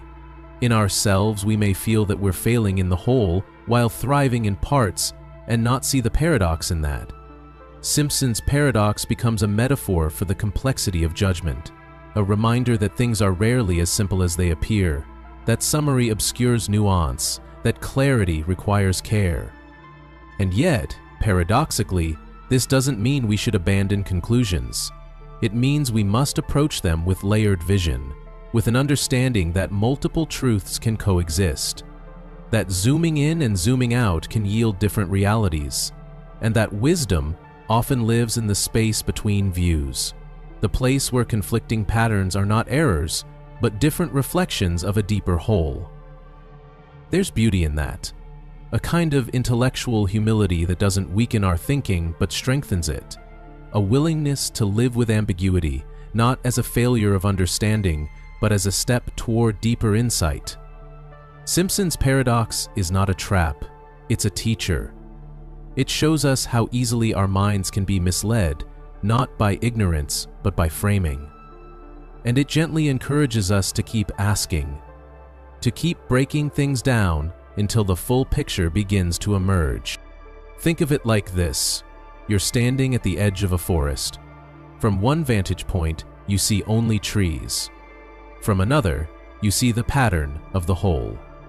But both are real. Both are needed. The paradox lives in the transition, the moment when you realize that what's true from one angle may not be true from another, and that knowledge, to be complete, must hold both views at once. In this way, Simpson's paradox becomes more than a quirk of data. It becomes a quiet philosophy, a reminder that the world is layered and that we must be willing to navigate those layers, to hold opposing patterns without rushing to collapse them, to understand that sometimes contradiction is not confusion, it's complexity speaking. So the next time you read a statistic, or hear a claim, or feel certain about a pattern, pause. Ask what might be behind it. What groups are being averaged together? What variables have been left out? What context might shift the meaning? Not because you should doubt everything, but because true understanding lives beyond the surface. It lives in the careful, thoughtful unpacking of what the numbers don't say. And in that unpacking, there is grace. There is space for uncertainty. There is room for wonder. The paradox doesn't tell you what to believe, it tells you how to believe more wisely, with patience, with humility, with the quiet recognition that truth, like data, is rarely one-dimensional. It must be seen from many angles before it reveals itself fully. Jean's paradox.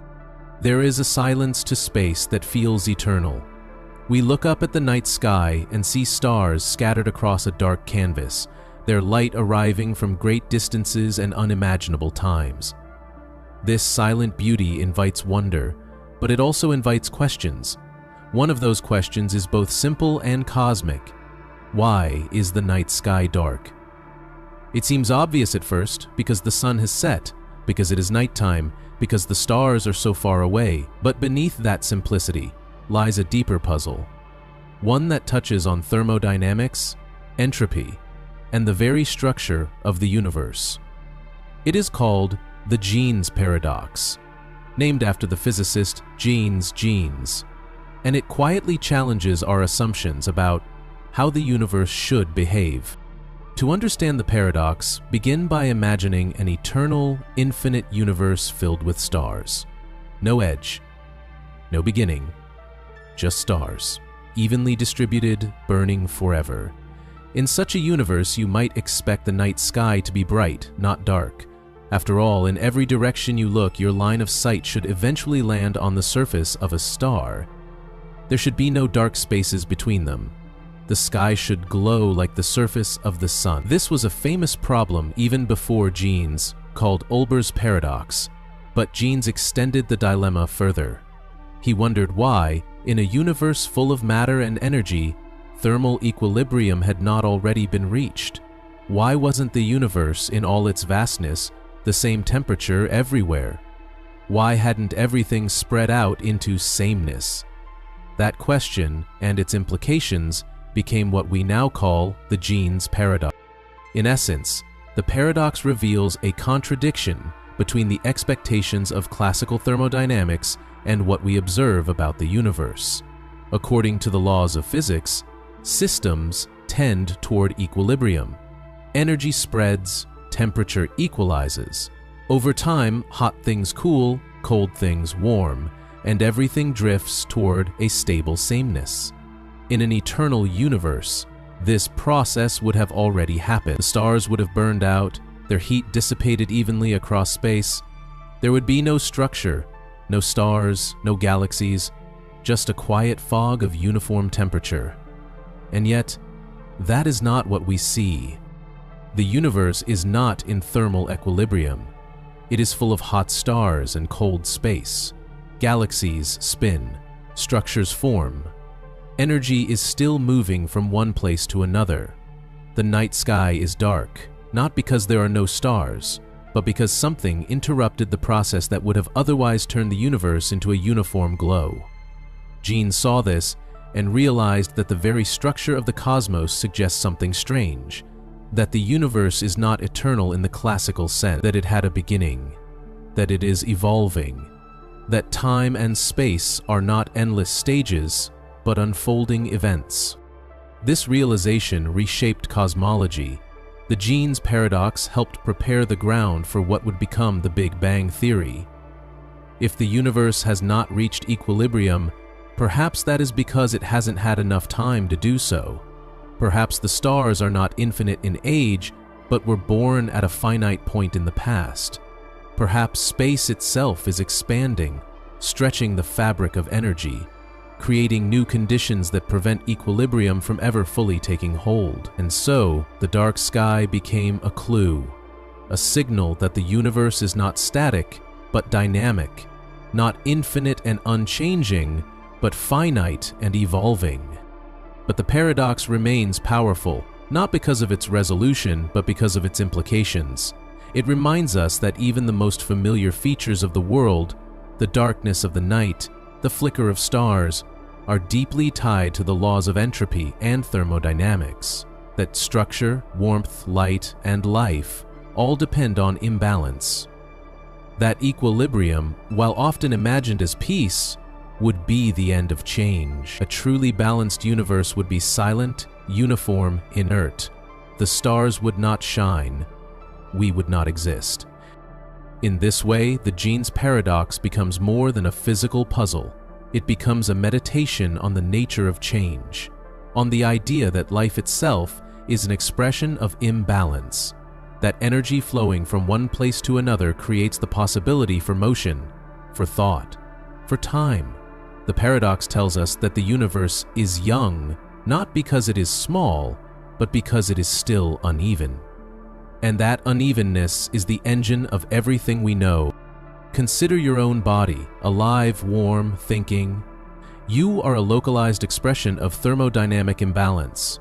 Your cells convert energy, your brain organizes patterns, you are not in equilibrium, and that is precisely why you exist. The universe, in its grandest and smallest scales, mirrors this truth. It is structured, dynamic, and evolving because it is not yet done, because it is still moving towards something. The Jeans paradox whispers that we are not living in the ashes of a spent cosmos, but in the firelight of a still-burning origin. And yet the paradox carries with it a quiet shadow. If entropy always increases, if equilibrium is the inevitable destination, then what we are witnessing now is a temporary state, a moment of imbalance, a passing pattern in the long drift towards stillness. The stars will fade, the galaxies will cool, and eventually, if nothing intervenes, the universe may reach the thermal death predicted by classical thermodynamics, an endless night, not dark because of mystery, but dark because of completion.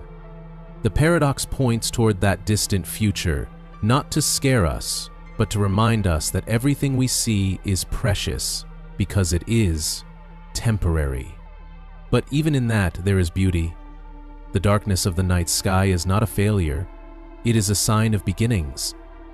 A reminder that we are living in a universe with structure, with story, with motion. The Jeans paradox is not a warning. It is a window. A glimpse into how the cosmos protects the conditions for life, not through perfection, but through imperfection. Not through stasis, but through the long dance of expansion, collapse, and renewal. And perhaps in this realization, we are invited to see our lives differently, to understand that struggle, growth, and energy flow are not obstacles, but necessities, that the imbalances we navigate between order and chaos, hope and doubt, silence and sound, are echoes of a deeper structure. The universe does not begin in balance, it begins in asymmetry, and from that everything else unfolds. The paradox also invites humility. It reminds us that our place in the universe is not central, but significant, that we are part of a system that defies equilibrium, not because it is chaotic, but because it is alive. Every star we see is a signal of entropy at work. Every moment of warmth, of light, of awareness is a brief and beautiful resistance to the tide of stillness. We are not separate from the paradox, we are living inside it. So the next time you look up at the night sky and wonder why it's so dark, remember Jeans. Remember the silence, the order, the imbalance. And know that the darkness is not emptiness, it is context. It is the frame around a universe still writing its story. And we, small and fleeting as we are, get to read one glowing page at a time.